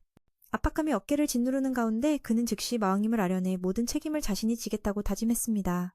주군은 왜 그런 실수가 일어났는지 듣고 싶어 했죠. 먼저 분노의 군주의 대범한 성격을 이야기해야 합니다. 그는 너무 쉽게 대량 주문을 받아들이고 의심하지 않았습니다. 처음부터 위험 대비책을 마련했어야 했는데 결국 마왕군은 큰 피해를 입었고 국가 확장에 필수적인 황금의 문도 닫히게 되었습니다. 그는 황제께 자신을 단죄해달라며 모든 형벌을 감수하겠다고 했습니다. 그러나 황제는 말했습니다. 사람은 완벽할 수 없다. 아무리 조심해도 실패는 실패다. 중요한 것은 다음에 무엇을 할 것인가다. 실수를 무시하거나 받아들이고 교훈으로 삼는 것. 이게 중요하다고. 마왕님은 부하에게 부끄러워하지 말고 이 값비싼 교훈에서 일어나라고 조언했고 그는 동의하며 관련자들께 사과하러 가려던 참이었습니다. 그러나 뜻밖에도 그녀는 이미 용서했고 곧바로 자리를 떠났습니다. 다음 대상은 엑세파이티 측이었는데 그녀도 마찬가지로 오랜만에 마도서를 읽을 시간이 생겨서요. 그냥 돌아가세요. 사과할 필요 없어요. 라고 했습니다. 이 말을 듣고 그는 기뻐하며 계속 갔는데 이내 함정에 빠지고 말았습니다. 누군가 자신이 초래한 피해에 대한 복수를 하려는 줄 알았지만 사실은 그렇지 않았죠. 그는 아내에게 끌려가 스트레스를 풀기 위해 고깃집으로 갔습니다. 아만드는 연인이 심리적 문제를 겪고 있음을 알고 깜짝 이벤트를 준비해 그가 근심을 잊게 하려 했죠. 당연히 갑자기 잡혀가는 상황은 누구나 두려운 법입니다. 그 공포는 머릿속 부정적 생각을 압도했고 곧 아만드의 달콤한 말로 위로받았습니다. 그녀는 자신이 전에 가르쳐준 방법대로 했다고 말했죠. 냄새는 좋지만 그건 자신에게 맞지 않는다고 했습니다. 그녀는 그를 격려했고 우치무라는 고마움을 느꼈습니다. 이는 한 걸음 더 나아갈 좋은 기회임을 깨달았죠. 그가 옆자리에 앉으려 할 때 오레가 나타나 방해했습니다. 그녀도 상사를 즐겁게 해주고 싶어 과일을 가져왔고 아만드는 자신이 방해했음을 깨닫고도 원망하지 않고 고기를 먹으러 초대했죠. 그리하여 잠깐 행복한 시간을 보내며 두 여인 모두 잠에 들었습니다. 우치무라는 모두가 자신을 탓하지 않아 진심으로 감사했습니다. 가장 중요한 것은 실패 후 무엇을 할 것인가였습니다. 그는 반드시 곧 모든 것을 만회하겠다고 맹세했습니다. 장면이 전환되어 분노의 군주가 상인부트 가리안과 거래하는 모습이 나옵니다. 그는 XFIT의 디자인을 복제했지만 가격은 절반이라는 것을 확인했습니다. 황제께서는 어떻게 그런 방법을 알았느냐고 물었고 이는 사업 비밀이라고 답했습니다. 우치무라는 마왕님의 말을 믿습니다. 아무리 기술이 뛰어나도 XFIT만 못하다는 것을요. 그는 익숙한 식당으로 데려가 이유를 찾으려 했고 그곳에서 그녀가 등장해 음악을 연주하며 모든 진실을 깨닫게 했습니다. 제품이 복제된 것이 아니라 불법적으로 유출된 것이었습니다. 분명 어느 마을이 마물 퇴치 제품을 팔고 있었지만 정식 유통처는 모두 큰 피해를 입었죠. 어째서 그런 위험한 제품을 팔았을까요? 그렇게 하면 금세 누군가 신고할 텐데. 갑자기 아내인 드래곤이 뛰어들어 자신이 공급하는 로즈마린이 효력을 완전히 잃었다고 알렸습니다. 처음엔 제품 결함인 줄 알았지만 우치무라는 전량 회수하고 피해를 입은 마을로 직접 가서 상황을 점검하기로 결정했습니다. 하룻밤 사이 장비가 모두 사라진 상황에서 마물들이 공격해왔고 마왕군에 의해 방어될 거라 믿었던 마을은 큰 충격에 빠졌습니다. 이곳 장비는 우치무라가 설치한 것이었기에 피해가 커지면 식량 부족이 초래되어 돌이킬 수 없는 결과를 낳을 수 있었습니다. 그는 장비를 파내 조사했고 다른 곳도 모두 같은 상태임을 발견했습니다. 이제 그는 깨달았습니다. 제품 결함이 아니라 누군가 도난한 것이었습니다. 돌아와 두 여인과 대책을 논의했고 불법 판매가 있다면 최소한 몇 개는 남겨 마물을 쫓아내야 하지만 전혀 남아있지 않은 점으로 보아 악의적인 누군가가 분노의 군주에게 공급한 것임을 확신했습니다. 대응책으로 최근 불만을 제기한 마을 목록을 작성한 후 인근 마을로 향했습니다. 도둑들이 올 것을 예상한 아만드는 상황을 이해하지 못했지만 따라갔죠. 그녀는 조용한 곳으로 불러내려는 줄 알았으나 그렇지 않았습니다. 드래곤은 옆에 앉아 오늘 밤이 특별한 밤이 될 거라 생각했습니다. 그때 도둑들이 지나가다 발각되었고 도난 행위가 드러났습니다. 이 행위는 용납할 수 없었죠. 그래서 그들이 절반 가격에 분노의 군주에게 팔 수 있었던 겁니다. 실상은 투자 따위가 필요 없이 그냥 훔쳐온 제품을 판 것이었습니다. 우치무라는 누가 이 일을 시켰냐고 물었지만 오히려 자신이 희생양이 되었습니다. 여기서 감히 큰일 벌인 사천왕은 한 대 맞고 기절했고 다른 이도 달려들었다가 한 대 맞고 날아갔습니다. 이를 본 다른 이들은 곧바로 후퇴하며 목숨을 보존했습니다. 우치무라도 추격할 생각 없이 상대의 행위를 확인했을 뿐입니다. 며칠 후 상인부트 가리아는 평소처럼 분노의 군주에게 제품을 팔러 왔습니다. 그는 빠른 배송 속도를 칭찬받았고 짧은 시간 내에 마왕군의 주력 제품과 똑같은 상품도 준비했습니다. 이 행동은 물론 그러자 동료들이 소리쳐 철수하며 목숨을 건졌습니다. 우치무라도 추격하지 않았습니다. 상대의 행위를 확인했으니 쉽게 끝낼 수 있었죠. 며칠 후에도 상인부트 가리아는 평소처럼 분노의 왕에게 제품을 팔았습니다. 그는 배송 속도가 빠르다며 칭찬받았고 짧은 시간에 마왕 군대의 핵심 무기와 같은 제품도 준비했습니다. 이런 행동은 이어짐. 조금은 얄밉지만 광분의 왕조차도 가리안을 지지했지. 그는 칭찬을 받아도 교만하지 않았어. 배달을 정확히 하는 건 상인인 자신의 일이라 생각했거든. 그래서 목표를 달성하기 위해 어떤 수단도 가리지 않았지. 그는 예언자와 죽음의 상인이라는 두 별명을 자랑스럽게 여겼어. 부자가 되는 건 아주 간단했어. 싸게 사서 비싸게 파는 것. 그게 장사의 핵심이었으니까. 그런 상인인 그는 항상 고수익 상품을 찾았지. 그는 매우 영리해서 시장을 조종할 줄 알았어. 소문이 퍼져 제품 가치가 떨어질 때쯤 그는 이미 앞서서 대량으로 상품을 사들였어. 아직 아무도 눈치채지 못할 때 말이야. 뒤처진 자들은 그저 남은 것을 먹을 뿐이었지. 그의 행동은 마치 예언자 같아. 그래서 사람들이 그에게 그런 별명을 붙인 거야. 마왕 군대가 광분왕국과 연락을 취했다는 소식을 들은 그는 이미 맛있는 먹잇감을 냄새 맡았지. 비록 작은 나라지만 마왕은 무시할 수 없었어. 행동에 나서면 분명히 사업 기회가 온다는 걸 알았거든. 하지만 그들의 제품은 그를 놀라게 했어. 살 수도 저작권을 훔칠 수도 없는 나라에 꼭 필요한 금과 같았거든. 운반도 쉽고 가격도 높았으니까 싸게 살 수 없다면 훔쳐버리면 되지. 국내 공급원이 빠르고 확실했으니까. 그렇게 그는 엄청난 수익을 올렸어. 오늘처럼 말이지. 금화가 광분왕국을 떠나려던 찰나 갑자기 가리하는 왕의 명령으로 붙잡혔어. 그는 끌려가 왕을 만났지. 왕 앞에 서자 그는 태연한 척하며 왜 이런 일이냐고 물었어. 그는 새 장비를 꺼냈어. 왕은 그것을 단순히 고장난 쓰레기라 여기며 비웃었지. 똑똑한 그도 이제야 자신이 우치무라에게 함정에 빠졌다는 걸 깨달았어. 광분왕은 화가 나서 어떻게 된 일인지 물었어. 상인이 나라를 속이려 했다는 건 칭찬할 만한 일이었지만 왕은 왜 이런 일이 벌어졌는지 도무지 이해할 수 없었어. 분명 그 제품은 저작권 침해품이었는데 사용 중에 왜 고장이 나는 걸까? 그때 우치무라가 나와 이유를 설명했어. 그 제품은 마왕의 해외 요원이 만든 정품이었거든. 가리아는 그가 굉장히 강하리라 생각했지. 무자비한 자들을 제압해 미노트 족장과 오족장을 굴복시킨 걸 보면 말이야. 그런 소문이 있긴 했지만 그 역시 괜찮았어. 그는 로즈마린이라는 제품 사건의 전말을 보고했어. 그건 마왕군대만 독점하는 마수 퇴치용 제품이었지. 최근 우리 쪽에선 이 제품을 훔치려는 사건이 빈번했어. 그는 기술을 지키고 국민의 안전을 위해 도둑질을 막으려 했어. 그래서 도둑들을 속인 거였지. 우치무라는 비슷한 가짜 제품을 꺼냈어. 겉보기엔 로즈마린과 똑같지만 속은 텅 빈 모조품이었지. 왕도 그걸 칭찬했어. 심지어 자신도 구별하지 못했다니 말이야. 사건을 알게 된 그날 밤 그는 즉석에서 짝퉁을 만들어 도둑이 노릴 곳에 뿌리도록 명령했대. 이런 모방 기술도 수준이 있어야 하는데. 다행히 그 여자가 최고의 케이크를 사오는 조건으로 동의했지. 우치무라가 도둑을 잡지 않은 이유는 그들에게 계속 범행 기회를 주기 위해서였어. 결국 그들은 우리가 만든 함정에 빠졌지. 이 방법 덕분에 마을들은 더 이상 피해를 입지 않았어. 가리안에게 묻길 왜 그가 불량품을 폐하께 전달했는지. 그는 입을 굳게 닫고 변명할 줄 몰랐다. 함정에 빠진 이상 지금까지의 모든 노력은 수포로 돌아갔다. 그의 계략은 이미 계산되어 있었고 왕 앞에서 얼굴을 까발려진 이상 도망칠 곳도 없었다. 벼랑 끝에 몰린 상황이었다. 가리안은 달콤한 말로 왕을 설득하며 죄를 감면받으려 애썼다. 자신의 제품이 마왕군 것과 우연히 비슷할 뿐이라고 주장했다. 과거의 치욕을 겪고 지옥 같은 시간을 견뎌내며 교훈을 얻었다고 했다. 살아남는다면 인생을 다시 시작할 수 있다고 약속하며 모든 요구를 충족시키고 자신의 전 재산을 바치겠다고 다짐했다.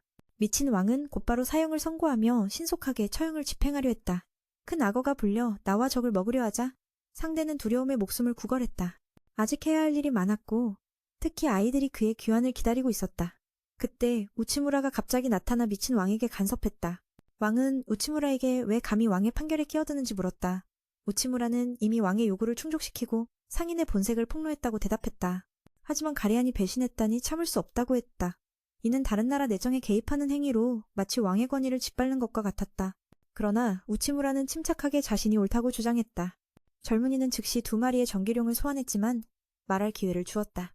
미친 왕은 가리안이 죽을 준비가 됐다고 생각했지만 그는 자신이 이 일을 하는 이유가 바로 폐하 때문이라고 말했다. 그가 없으면 나라가 멸망할 것이라며 나라와 왕을 위해 무조건 돕지 않을 수 없다고 했다. 젊은이는 믿지 못했다. 한 상인이 나라를 망하게 할 수 있을까? 우치무라는 금채굴의 필수적인 분말에 대해 설명했다. 특별한 분말을 섞으면 금을 광석에서 쉽게 분리할 수 있지만 일반적인 방법은 시간과 노력이 많이 든다. 그 분말은 오직 가리안만이 취급한다. 그 분말은 먼 나라 토키에서 수입되는데 현재 전쟁 탓에 수출이 제한되어 있었다. 그러나 가리안은 오랜 상인으로 특별 허가를 받았다. 그는 국내금 생산을 시험하려다 이 사실을 알게 되었다. 또한 그는 전쟁으로 피해 입은 지역에 식량을 공급하는 죽음의 상인으로 불렸다. 가리안의 위험한 거래 덕분에 토키 국가는 그를 신뢰하고 다른 나라로의 수출도 맡겼다. 그를 죽이면 큰 손실이 생길 터였다. 미친 왕은 왜 그런 위험을 무릅썼는지 물었고 가리안과 젊은이는 마왕군과 무관하다고 답했다. 오히려 우치무라는 도움을 주는 존재였다. 우치무라는 다른 사람의 어려움을 보면 돕는 게 당연하다고 했다. 이 말에 두 사람은 말문이 막혔다. 미친 왕은 크게 웃으며 그가 정말 흥미로운 인물임을 깨달았다. 덕분에 그들은 위기를 모면했다. 가리안은 구원받아 감사하며 그의 뛰어난 재능을 존경했다. 미친 왕이 웃는 모습을 본 우치무라는 공포를 느꼈고 돼지 사냥꾼에게 도움을 요청했다. 그의 아이들이 모두 달려와 걱정하는 모습을 보니 가리안은 그들의 배경을 조사했다. 그는 평범한 출신이지만 끊임없는 노력과 전쟁 고아를 돌보는 선행으로 존경받았다. 그의 고귀한 행동 덕분에 전 가족이 깊이 감사했다. 일이 끝난 뒤 미친 왕은 가리안에게 로즈마린을 여러 나라에 유통시키도록 부탁했다. 서로 윈윈하는 거래였다.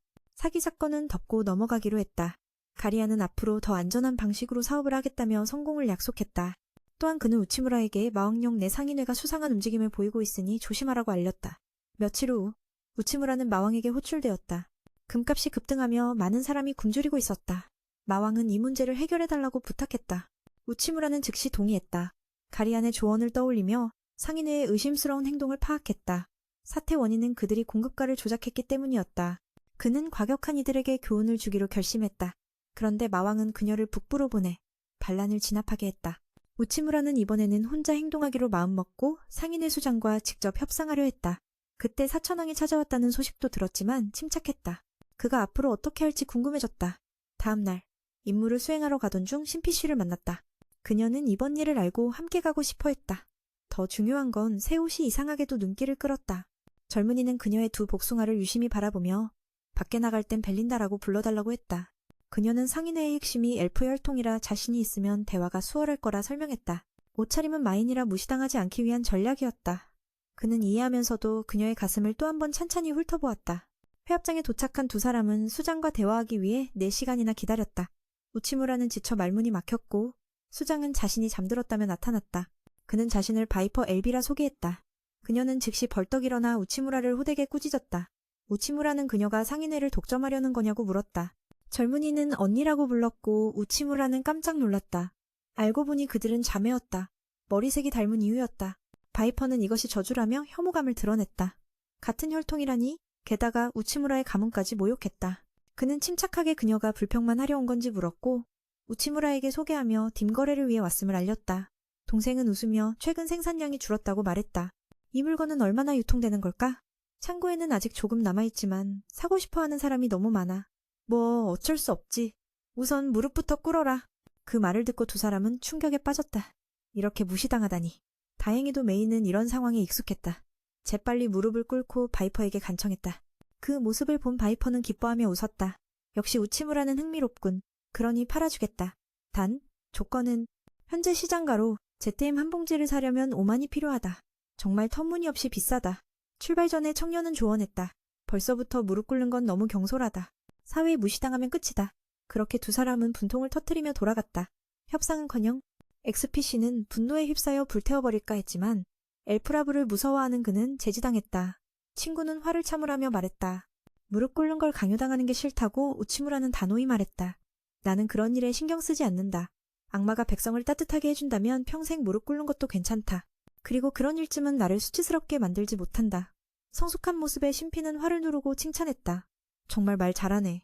그는 놀랐다. 상회 주인이 바로 그 여자의 남동생이라니. 전에 그녀가 말했던 가문 출신 이야기였다. 그게 바로 렌 가문이었다. 엘프는 아이를 갖기 어렵기 때문에 후손을 늘리려 다른 종족과 교배하는 방법을 쓴다. XPC는 반요, 바이퍼는 반인간이었다. 태어날 때는 혼혈의 특성을 지닌다. 그 결과 일부 가문은 세속의 욕망에 빠져 엘프답지 않게 변했다. 바로 저런 놈들처럼 가문 내에서는 돈이 전부였고 목적을 위해 뭐든 할 수 있었다. 바이퍼는 마을 전체를 불태운 적도 있다. 집을 잃은 동포들을 인신매매 조직에 넘겨 이익을 챙겼다. 우치무라는 이 이야기를 듣고 뱀처럼 교활한 그들의 과거 때문에 그녀가 집을 떠났다는 사실에 공감했다. 다시는 그들과 엮이고 싶지 않았다. 저놈들을 저주받은 친척이라 부르는 것도 이해가 갔다. 돌아온 후 어디서 ZM을 살지 의논하던 중 갑자기 한가련한 소녀가 나타나 우치무라에게 도움을 요청했다. 그녀의 이름은 네아였다. 현재 바이퍼 밑에서 상회일을 하고 있었다. 그래서 그녀는 바이퍼에 대한 나쁜 소식을 전하려 했다. 우치무라는 신속히 그녀의 이야기를 듣고 도와주기로 했다. 신피는 그 남자가 아이들을 좋아하는 줄 알았다며 놀라워했고 네아가 귀엽다며 함께 옷을 사러 가자고 했다. 옷을 고른 후 네아는 감사하며 앞으로 조심하겠다고 약속했다. 그 친구는 아만다에게 이 남자는 어린 소녀에게 미친 사람이라며 안타까워했다. 나는 네아가 고발하고자 하는 내용을 물었다. 그녀는 고통스런 나날에서 벗어나고 싶다고 했다. 신피는 의심스러워 그대로 믿지 않았다. 네아는 부모와 떼어져 상해의 지도자 밑에서 일해야 했으며 같은 처지인 사람들이 밤낮 없이 일하면서도 거의 임금을 받지 못한다고 말했다. 우치무라는 더 자세한 정보를 물었고 곧 대재앙이 닥칠 것이라 들었다. 그래서 식량 가격이 급등할 것이며 지금은 사기 어렵다고 했다. 거리마다 이 문제로 떠들썩했다. 사실 이 소문은 상해가 일부러 퍼뜨린 것이었다. 백성을 불안하게 만들어 곡물 가격을 올려 이익을 챙기려는 음모였다. 처음부터 바이퍼는 대량의 식량을 비축해두고 조금씩 팔아 큰 돈을 벌 계획이었다. 누가 상회 안에서 반대하지 않느냐고 물었더니 대부분 찬성했다. 그들은 모두 같은 가문의 사람들이었고 다른 이들은 돈에 매수당했다. 그래서 바이퍼는 당당하게 날뛸 수 있었던 것이다.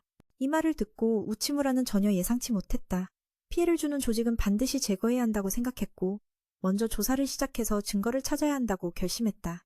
그래야만 엑스핏을 죄에 물을 수 있을 테니까. 그러나 엑스핏은 그냥 한 방에 끝내자고 생각했다. 우치무라는 그 생각을 칭찬하면서도 자신은 당당하게 싸우고 싶다고 말했다. 바이퍼는 금전으로 사람들을 조종한다. 다시 말해 그는 상인의 칼날이고 그들 편은 마왕군의 무기다. 곧 그들은 갑작스러운 검사를 위해 현장에 도착했다. 하지만 바이퍼는 전혀 걱정하지 않고 맨이 원하는 대로 하도록 내버려 두었다. 우치무라는 불법 행위를 입증할 증거만 찾을 수 있다면 즉시 단죄할 것이라 생각했다. 그의 목표는 독점된 대량의 진진과 관련 서류였다. 이 두 가지 증거가 있다면 죄를 벗기 어려울 것이다. 갑작스러운 급습은 상대방을 놀라게 하고 대비할 시간을 주지 않기 위함이었다. 전에도 우치무라는 상해가 키트 마을에서 대량의 GM을 구매한 증거를 확보했고 진감과도 다른 마을들에서 비슷한 일을 했다는 사실을 알았다. 네아도 두 사람을 창고로 안내했다. 대량의 물건은 짧은 시간 안에 숨길 수 없기 때문이다. 그러나 문을 열었을 때 그곳에는 아무것도 없었다. 매는 충격을 받았다. 바이퍼는 다가가 그들이 소란을 피우려는 것인지 비꼬았다. 운영자들의 표정을 보고 우치무라는 그들이 급히 조사를 알았다는 것을 눈치챘다. 바닥에 극힌 자국도 있어 물건이 있었던 흔적이 분명했다. 그러나 어떻게 그렇게 많은 물량을 옮길 수 있었는지가 의문이었다. 엑스핏은 동생에게 속아 분노했고 바이퍼도 두 사람을 자극했다. 완전히 실패한 계획에 수치심이 가득했다. 우치무라는 자신의 검이 부러지는 모습을 상상했다. 이번 검사는 성공한 셈이었다. 가장 씁쓸한 건 그들이 조롱했다는 점이었다. 현장에는 물건도 없었고 서류도 평범해 의심할 게 없었다. 엑스핏은 혹시 그들이 서류를 위조한 게 아닐까 생각했지만 우치무라는 그렇게 생각하면 실수가 생길 수 있다고 판단했다. 엑스핏은 계속해서 이들이 엘비 가문의 이름을 빌려 거래했기 때문에 상해 명의로 기록하지 않았을 거라고 주장했다. 거래 상대는 여전히 상해에서 구매하는 줄 알지만 사실은 사기 행위라는 것이다. 가장 어려운 점은 공급처를 찾아내는 것이었다. 그래야만 죄를 입증할 수 있다. 게다가 더 중요한 문제는 그들의 급습 계획이 새어나갔다는 점이었다. 이는 치밀한 선제 공격이었기에 내부에 배신자가 있다는 뜻이다. 그 배신자는 다름 아닌 동생을 가리킨다. 장면이 전환되어 네아가 칭찬받는 장면으로 넘어간다. 엑스핏과 우치무라의 어리숙한 표정에 만족하는 모습이었다. 동생도 창고 물건 위치를 묻다가 리더에게 꾸중을 들었지만 다행히 공격당하지는 않았다. 현재 화물차가 진을 국경으로 운반 중이었다. 처음에 매니 소식을 듣고 만나러 왔을 때 이미 이 아이디어를 생각했고 전날 밤부터 준비했다. 매는 며칠 내에 물건들이 상해로 돌아가 판매될 것이라고 밝혔다. 부모님도 함께 지원하도록 했다. 다음날 네아는 왜 자신이 이런 대우를 받는지 생각하며 밖으로 나갔다. 알고 보니 네아도 엘비 가문 소속이지만 가장 하급이었다. 그래서 바이퍼가 가족 피소로 부르자 거절할 수 없었다. 네아는 부모가 나서 구해주길 원했지만 종주가 두려웠다. 일을 시작한 후에는 자주 학대와 구타를 당했는데 이는 자신이 싫어하는 언니를 닮았기 때문이었다. 그래서 네아는 엑스핏에 대한 정보를 모으기 시작했고 언니와 닮지 않도록 애썼다. 얼마 전 엑스핏이 네아에게 연민을 가장해 우치무라를 속이라고 요구했다. 네아는 두려웠다. 발각되면 처형당할 위험이 있었기 때문이다. 한편 맨도 시장 상황을 파악하려 했고 모두가 어두운 표정을 지었다. 미인은 배고픔에 빠져 생각에 잠긴 채 식당에서 답을 찾았다. 그는 옛 동료들이 상사에게 도구 취급당하고 버려지는 현실에 대해 이야기하는 것을 떠올렸다. 그들은 자신의 운명과 회사의 변화를 원했다. 맨은 큰 영감을 받았다. 정신을 차리자 아만드가 돌아와 아내가 왜 멍하니 있는지 물었다. 그는 북부 임무를 마친 후 30마리의 와이를 처치했으며 마왕에게 선물할 놈도 데려왔다고 말했다. 이 말을 듣고 맨은 갑자기 아이디어가 떠올랐다. 아내를 칭찬했고 아내는 기뻐하며 수줍어했다. 우치무라는 반드시 식량 문제를 해결하겠다고 다짐했다. 다음날 네아는 맨의 사무실로 가 정보를 엿들었다. 그는 동생이 자신을 배신한 걸 알면서도 친절한 태도를 유지했다. 네아는 맨에게 도움이 되면 무엇이든 하겠다고 말했다. 엑스핏은 다음 계획을 묻자 맨은 현재 진이 상해에 없다는 사실을 깨닫고 새로운 전략을 세웠다.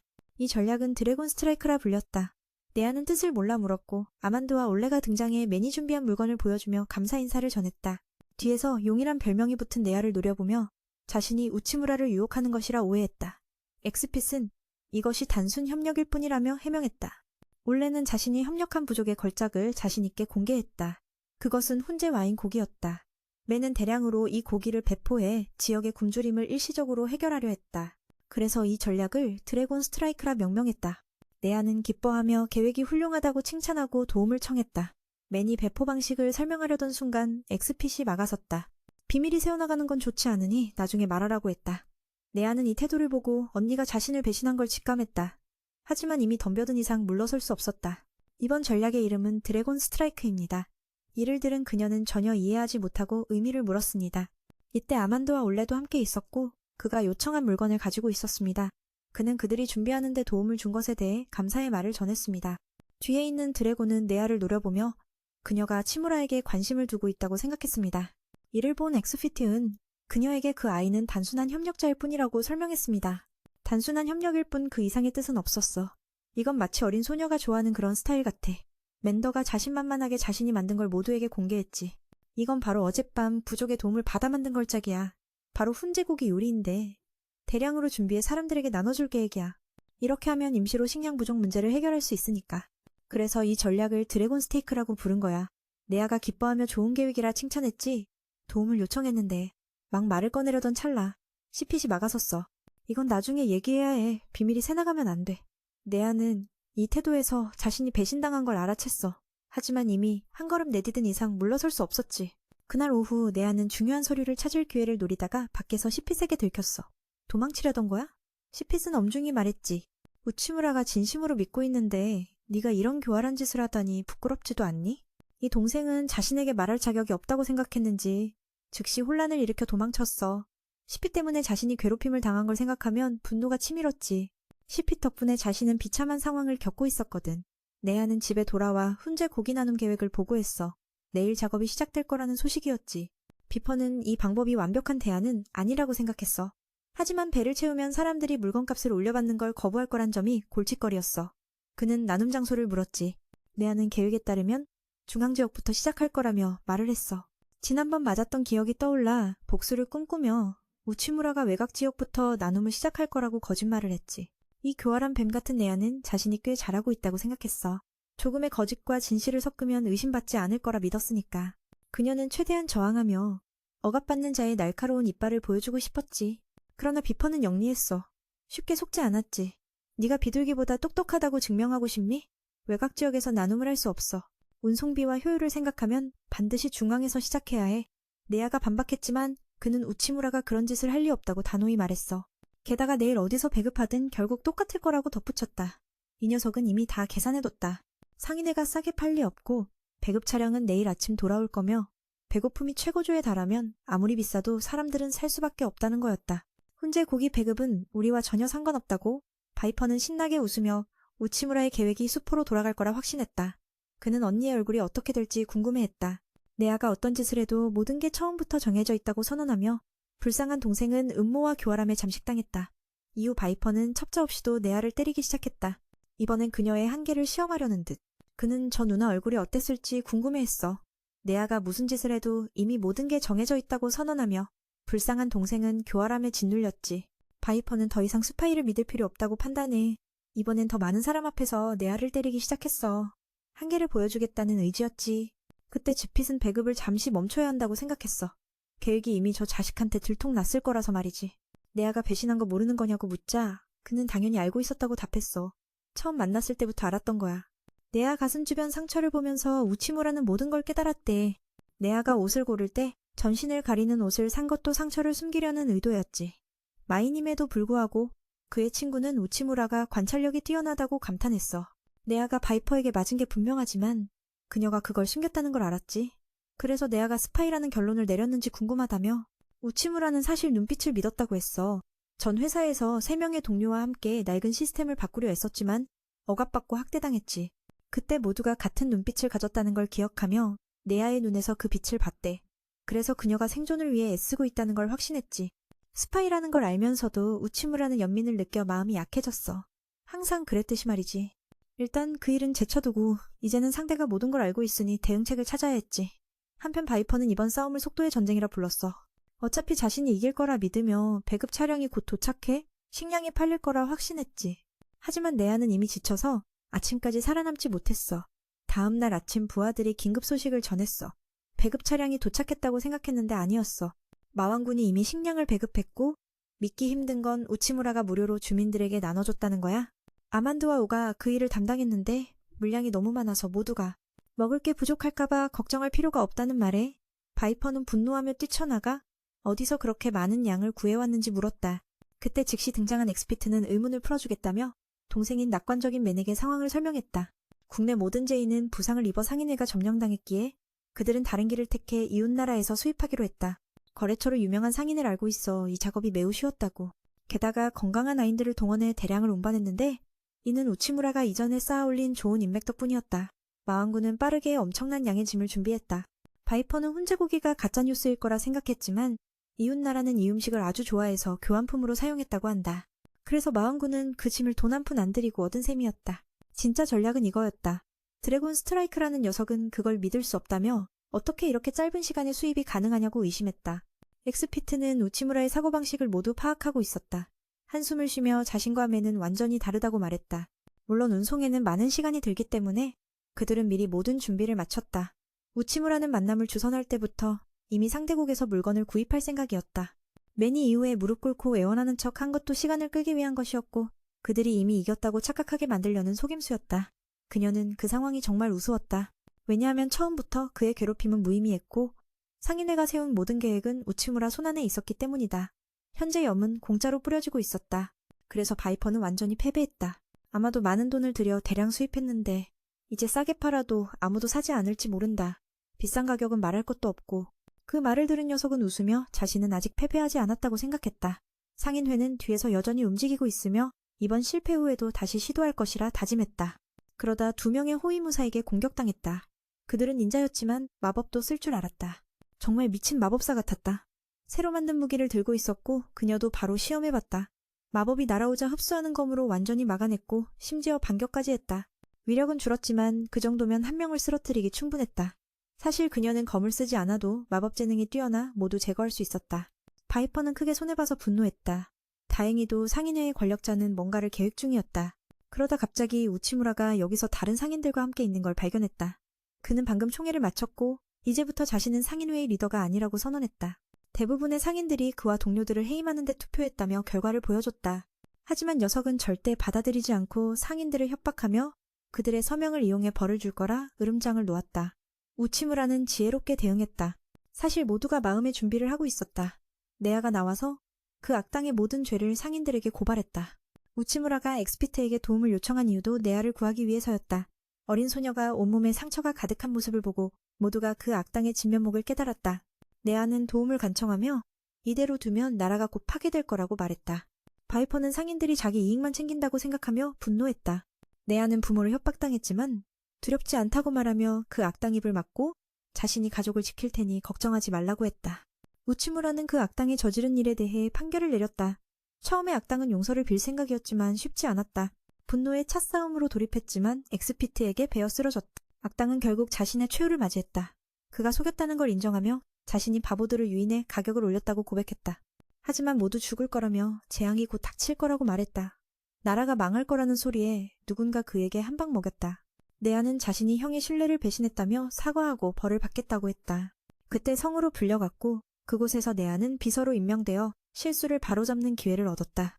이번 사건의 성공에는 그녀 가족의 힘도 일부 기여했다.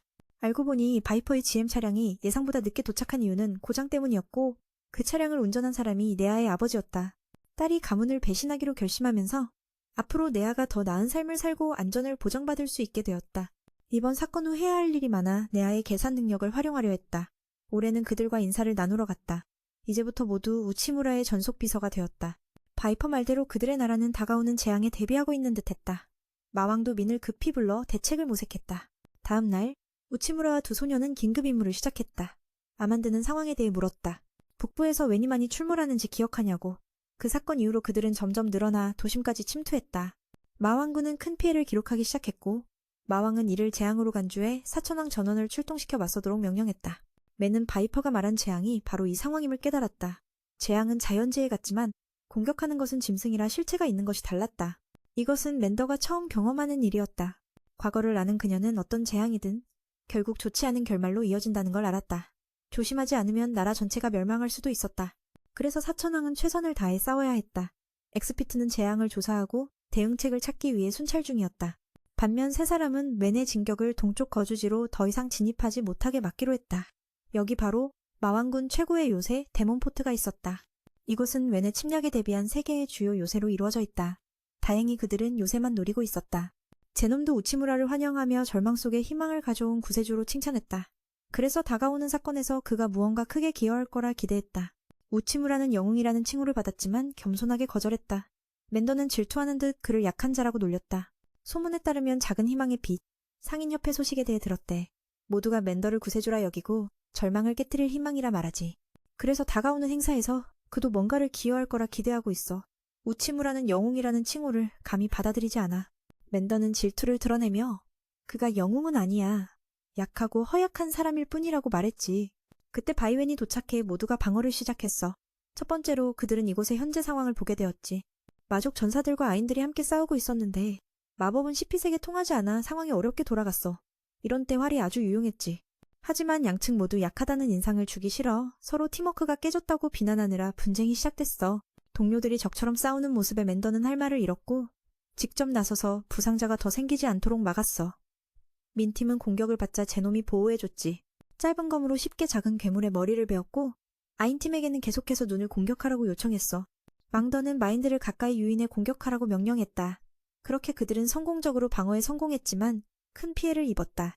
그러나 가장 걱정되는 건 모두의 사기, 즉 아인과 마인이 결국 화합하지 못했다는 점이었다. 우치무라는 이후 게놈에게 빵을 가져다 주며 게놈은 마인들처럼 많은 식량이 필요 없으니 나중에 먹겠다고 했다. 그는 싸움에는 서툴러서 전장에서 무용지물이 되었다. 이 말은 오직 자신만이 처리할 수 있는 일을 맡으라는 뜻이기도 했다.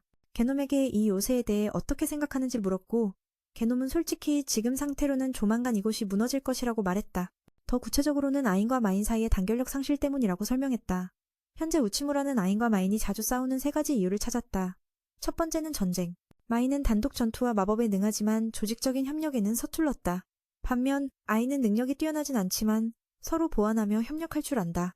이 차이만으로도 이미 문제가 드러난다. 더 나쁜 건 서로의 강점을 방해하고 상대를 깎아내리는 것이다. 두 번째는 군대 유지에 필요한 보급 문제였다. 물론 충분한 물자가 필요하지만 현재는 보급이 부족했다. 특히 식량이 심각했다. 마인은 마법을 쓰기 때문에 아인보다 2배나 많은 식량을 소비한다. 그런데 다른 이들이 더 많이 먹는 걸 보면 누구라도 화가 날 수밖에 없다. 게다가 부하들은 마인이 식욕이 왕성한 걸 알고 있다. 하지만 이 요새는 여러 차례 방어전을 치렀고 연이은 전투로 식량이 바닥나고 있었다. 시간이 지날수록 불만은 커져만 갔다. 세 번째 이유는 수년간 군인들 사이에 불화가 깊어져 서로를 적으로 여기게 된 점이다. 아인과 마인 사이에는 문화적, 능력적 차이가 컸고 함께 싸우면서 효율을 내기 어려웠다. 게다가 최전선에서 목숨을 걸고 싸우는 탓에 도시 안에서처럼 서로 양보하지 않았다. 오랜 세월 쌓인 부정적인 감정은 지워지지 않았다. 그래서 내부 갈등을 해결하지 못하면 어떤 전술도 자살행위나 다름없다. 우치무라의 시각에서 현재 문제는 동료끼리 서로를 적대하는 것이다. 이 말을 들은 게놈은 그가 똑똑하다며 칭찬했지만 과연 그가 이 문제를 해결할 수 있을지 의문을 가졌다. 그녀 자신은 이미 포기하고 싸우는 것밖에 몰랐다. 그 말을 들은 매는 즉시 기운을 끌어올려 요새 지도를 요청했다.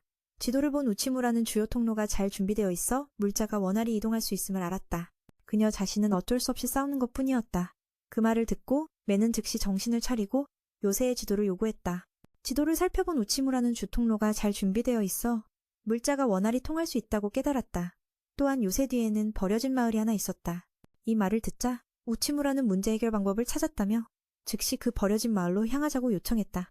비록 버려졌지만 여전히 쓸 수 있는 곳이 많았다. 다음 과제는 아인과 마인을 어떻게 설득해 화합하게 할지였다. 당연히 마인들은 게놈의 명령을 따르지 않을 것이기에 만더에게 맡겨야 했다. 하지만 두 지휘관이 동시에 지휘하면 역시 문제가 해결되지 않을 터였다.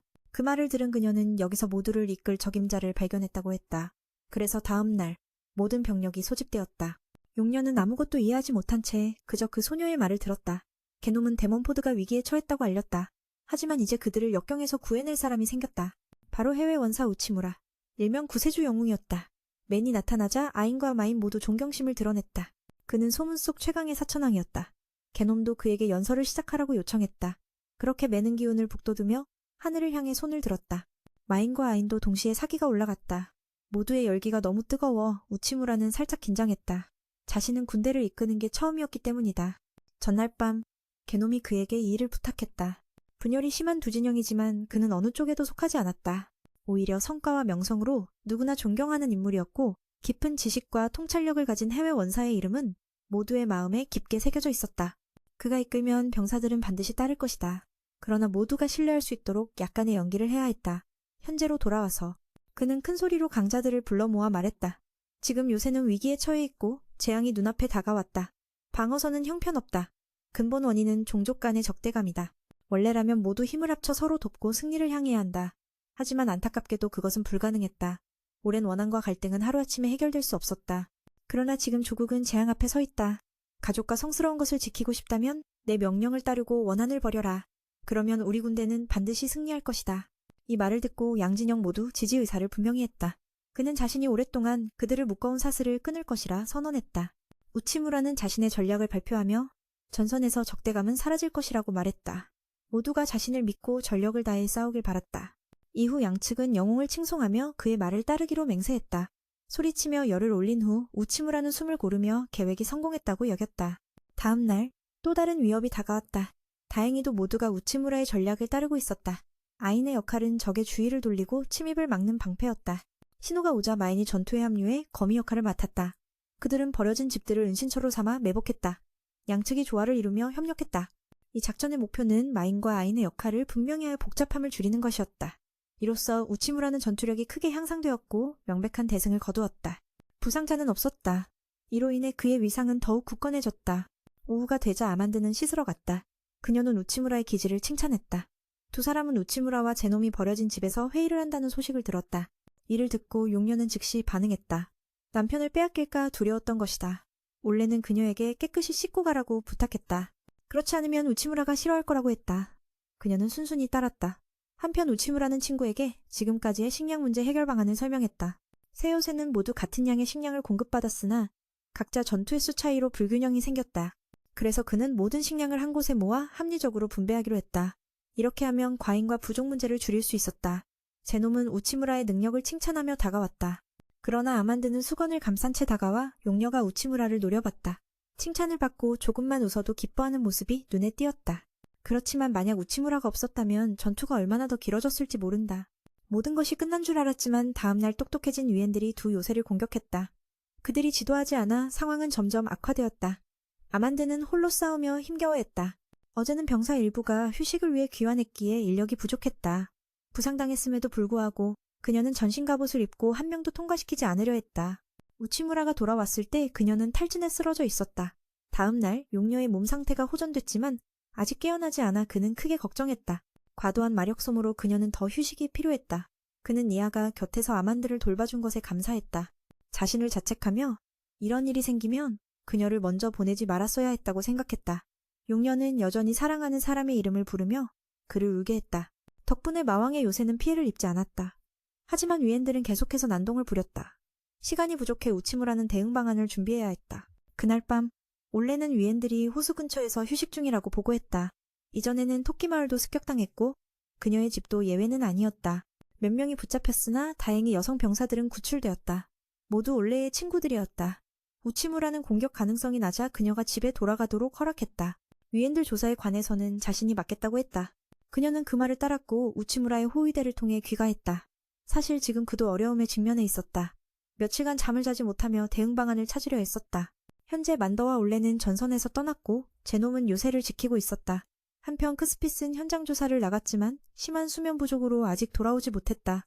그의 몸은 점점 쇠약해졌고 정신도 막지 않아 판단력이 떨어졌다. 우치무라는 식당에서 자신의 잠재의식 속으로 들어갔다. 위엔들이 일정한 규칙에 따라 공격한다고 생각했지만 단서를 찾지 못했다. 갈팡질팡하던 중 마왕이 나타났다. 자신의 사천왕이 이렇게 혼란스러운 모습을 보고 실망했다. 마왕은 그가 스스로를 잃어가고 있다고 말했다. 명령은 즉시 잠을 자라는 것이었다. 우치무라는 위급한 시기라 거절했지만 마왕은 지금 내리는 결정은 아무런 소용이 없다고 믿었다. 그날 올레는 왼족이 호숫가에서 휴식 중이라고 알렸다. 이전에 토끼마을이 그들에게 습격당했고 그녀의 집도 예외가 아니었다. 몇몇이 잡혀갔지만 다행히 구출되었다. 그들은 모두 올레의 친구들이었다. 꽤나 가혹한 상황이었다. 괴물들은 그녀가 집에 돌아가도록 허락했다. 지금 공격 가능성은 매우 낮으니 조사일은 자신이 맡겠다고 했다. 그녀의 말을 듣고 모두 따랐으며 맨의 호위대가 그녀를 데려갔다. 사실 지금 그는 쉽지 않은 난관에 직면해 있었다. 며칠간 잠을 자지 않고 대응책을 찾았지만 만더와 올레는 전선에서 떠났고 게놈은 요새를 지키고 있었다. 엑스핏은 현장 조사를 위해 떠났지만 심각한 수면 부족으로 아직 돌아오지 못했다. 몸과 정신이 모두 지쳐 판단력도 흐려졌다.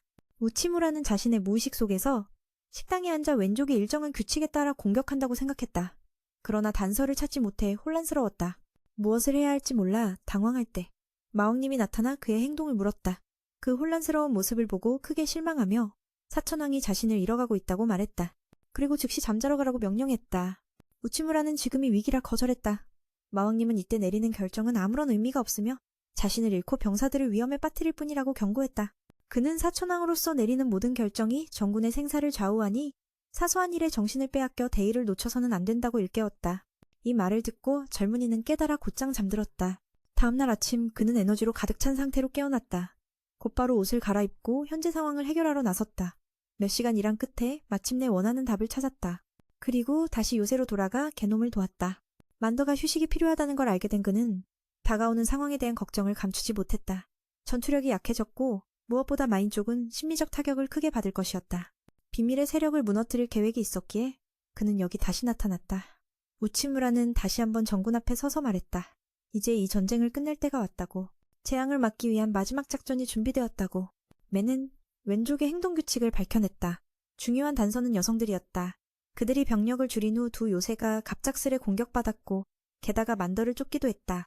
올레가 마을의 여성들이 표적임을 알려주었기에 그는 왼쪽이 높은 마력을 가진 여성을 공격하는 경향이 있다는 결론을 내렸다. 게놈은 이 말을 듣고 이 사실을 알게 된 메이는 웬의 사냥 본능을 이용해 모든 것을 처치할 계획을 세웠다. 구체적으로는 다수의 여성 악마를 미끼로 사용하고 다른 이들은 그들을 집단으로 공격하기로 했다. 미끼로 쓰이게 되는 것에 대해 많은 이들이 불만을 토로했지만 제노는 이를 미리 예상하고 있었다. 맨더가 정신적 기둥이었는데 그 기둥이 부러진 상황에서 마인을 미끼로 삼는 건 누가 봐도 반발할 일이다. 이 결정적인 순간 우치무라는 어떻게 할까? 그는 자신이 모두가 생각하는 영웅이 아니라고 말한다. 약한 몸과 전투력 없는 손발, 그리고 원래 이 세계 사람이 아니기 때문이다. 하지만 이 종족이라도 모두 마왕군의 병사라는 점은 같다. 전례 없는 위협이 닥쳤고 그는 모두가 자신처럼 생각할 거라고 믿는다. 즉, 누군가 영웅이 와서 구해줄 거라는 환상. 그러나 그런 일은 일어나지 않는다. 한 사람의 힘으로 절망을 쉽게 이겨낼 수는 없지만 이 작은 인원들이 뭉치면 큰 변화를 만들 수 있다. 여기엔 지켜야 할 가족들이 있고 절대 지면 좋은 것들을 잃게 될 것이다. 우치무라는 모두에게 싸울 것을 호소했고 이미 승리로 가는 길을 그렸다. 단지 모두가 믿고 따르기만 하면 된다. 이 말을 들은 모두는 손을 들어 찬성했다. 발언을 마친 우치무라는 연기를 잘했다는 칭찬을 받았지만 두려운 얼굴로 제놈에게 묻는다. 만약 실패하면 어쩌지? 지금 이런 말을 할 수 있다니 정말 답이 없다. 수백 명의 목숨이 이 계획에 달렸으니 메이는 자신이 책임져야 한다고 느꼈다. 가장 중요한 건 절대 실패하지 않는 것. 전의 말이 거짓말은 아니었지만 그는 여전히 불안했다. 그런 약한 청년을 본 제놈은 위로하며 안아주었다. 불안할 때마다 어머니가 이렇게 해주셨어. 미소를 지으며 어깨를 빌려주자 우치무라는 조금 안정을 찾았다. 그녀는 그가 마왕군의 핵심임을 알기에 마지막 순간까지 살아남아야 한다고 했다. 그리고 자신이 곁에 있으니 걱정 말라며 힘을 북돋웠다. 그 말을 들은 그는 전열을 가다듬기 시작했다. 그리고 다음날 새벽, 모든 준비가 완료되었다. 계획대로 배치된 웬의 대군이 도착했으며 미엔이 전투를 지휘했다. 전방에서 아인들이 원거리 활로 적을 줄이며 예측대로 괴물떼가 자신들이 좋아하는 먹잇감 쪽으로 날아왔다. 현재 아래에는 약 10명의 여성과 그들을 보호하는 강한 남성들이 모여있다. 웬이 사냥할 때 가까이 붙으면 피해가 커지기에 마인들이 총공격을 개시해 첫 파동을 제거했다. 하지만 숫자가 여전히 많아 우치무라는 적절한 지시를 내려야 했다. 제놈은 진영이 흐트러지지 않도록 마인들을 보호했고 메이는 아인들에게 오른쪽 편으로 집중 사격하라고 명령했다. 유도 임무는 성공했고 이제 양쪽은 목숨을 건 싸움을 벌일 순간이었다. 모든 움직임은 신중해야 했고 전투를 합리적으로 조종하며 피해를 최소화해야 했다. 우치무라도 작은 힘을 보탰다. 엑스핏이 만든 장비로 불꽃구스를 쏘아 올린 것이다. 전투는 어느새 결판이 났지만 회색 하늘은 불길한 기운을 감추지 않았다. 그 순간 전혀 예상치 못한 엄청난 생명체가 나타났다. 더 이상 위와이가 아니라 거대한 용이었다. 그 용의 숨결은 성체 일부를 날려버렸고 모두를 위험에 빠뜨렸다. 갑작스런 일에 우치무라는 어떻게 해야 할지 몰라 어쩔 줄 몰랐다. 그런 괴물을 본 적이 없었던 것이다. 그는 아인들을 피신시키려 했지만 불행히도 공격 대상이 되어 죽음의 문턱에 이르렀다. 그때 갑자기 만더가 나타났다. 자신이 제때 도착했다고 스스로를 칭찬하며 소식을 듣고 달려온 것이다. 아직 완전히 회복되지 않은 상태였지만 용은 여전히 강력했다. 만더는 용의 공격을 막은 뒤 몸에서 마력이 거의 빠져나간 상태였다. 겉으로는 강한 척했지만 실제로는 남은 마력이 거의 없었다. 그럼에도 불구하고 우치무라를 지키기 위해 마지막 남은 힘을 모아 절대기술 살상을 발사했다. 강력한 불꽃구슬이 날아가 용의 팔을 갈갈이 찢었다. 분노한 용은 그들을 향해 맹렬히 내리쳤지만 개놈이 나타나 남은 팔을 베어냈다. 만더는 상대가 모든 공을 차지하지 못하게 하려 했고 그때 엑스핏도 도와 힘을 보탰다. 4명의 천왕이 모두 모여 세 여자가 결정적인 일격을 가해 용을 완전히 소멸시켰다. 우치무라는 모든 것이 해결되어 기뻐했고 만더는 피로에 지쳐 쓰러졌다. 웃으며 자신이 한계에 다다랐음을 인정했다. 만더는 승리를 선언해 사기를 끌어올리자고 재촉했다. 그러나 우치무라는 뭔가 끝나지 않았다는 느낌을 떨칠 수 없었다. 만약 국가를 파괴하는 재앙이 이것뿐이라면 너무 허무하지 않은가? 게다가 위우아이들은 사냥 후 먹지 않고 먹이를 옮겨가며 마치 일개미들이 여왕개미를 키우듯 행동했다. 이때 진짜 지진이 시작되었다. 눈앞에 있던 산이 움직이기 시작한 것이다. 이것이야말로 국가를 멸망시킬 진정한 재앙이었다. 모두는 그 위협에 숨을 죽였다. 인간이 결코 맞서 싸울 수 없는 존재였다. 거대한 생명체가 그들 쪽으로 다가왔다. 다행히 그때 마왕님이 도착했다. 이제부터 이 재앙과 싸우는 책임은 자신에게 있다고 선언했다. 만약 인간의 이해를 넘어선 재앙이라면 적절한 힘을 사용하는 것만이 답이라고 했다. 내 천황은 자신의 임무를 훌륭히 완수했고 이제부터는 마왕님과의 싸움이 시작되었다. 거대한 괴물은 즉시 공격을 개시했다. 그러나 마왕은 결계를 펼쳐 뒤에 있는 모두를 보호했다. 주군의 능력은 여기서 끝나지 않았다. 마법으로 괴물 위의 문을 열고 강력한 일격을 내딛고자 모든 것을 짓밟았다. 하지만 괴물은 아직 쓰러지지 않았기에 마왕은 다시 한번 그 기술을 더 강력하게 재가동했다. 중력이 괴물을 짓눌러 주변 모든 것을 날려버렸다. 우치무라도 그 위력에 충격을 받았다. 위유 아이들이 여왕을 잃자 두려워 도망쳤다. 마지막으로 미니 병사들에게 승리를 알렸다. 그 소식에 모두가 환호했다. 게놈은 마왕과 아인들을 연결해준 우치무라에게 깊이 감사했다.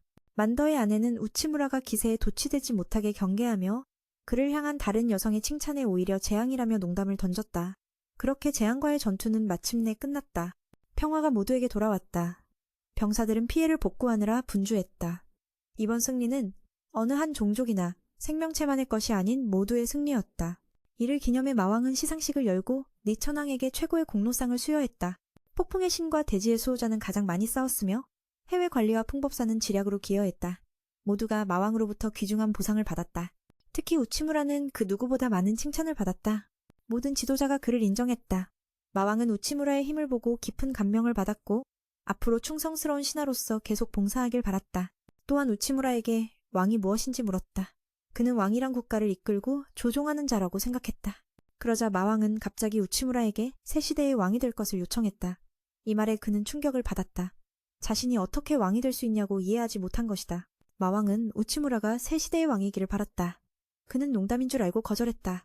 그럼에도 불구하고 마왕은 그가 다재다능하며 수많은 성과를 이뤘고 때로는 스스로 제안하고 행동할 줄 안다고 칭찬했다. 하지만 아직 천황의 의무를 넘어선 일은 없다고 했다. 만약 계속 이렇게 충실한 하인처럼만 행동한다면 그는 발전하지 못하고 결국 약해질 것이라고 경고했다. 특히 우치무라는 항상 자신을 과소평가했다. 이런 점들은 그의 성장을 가로막았다. 하지만 그는 깊이 고민한 끝에 결정을 내리기 위해 시간이 더 필요하다고 부탁했다. 자신의 방으로 돌아가 과거 직장 생활을 떠올렸다.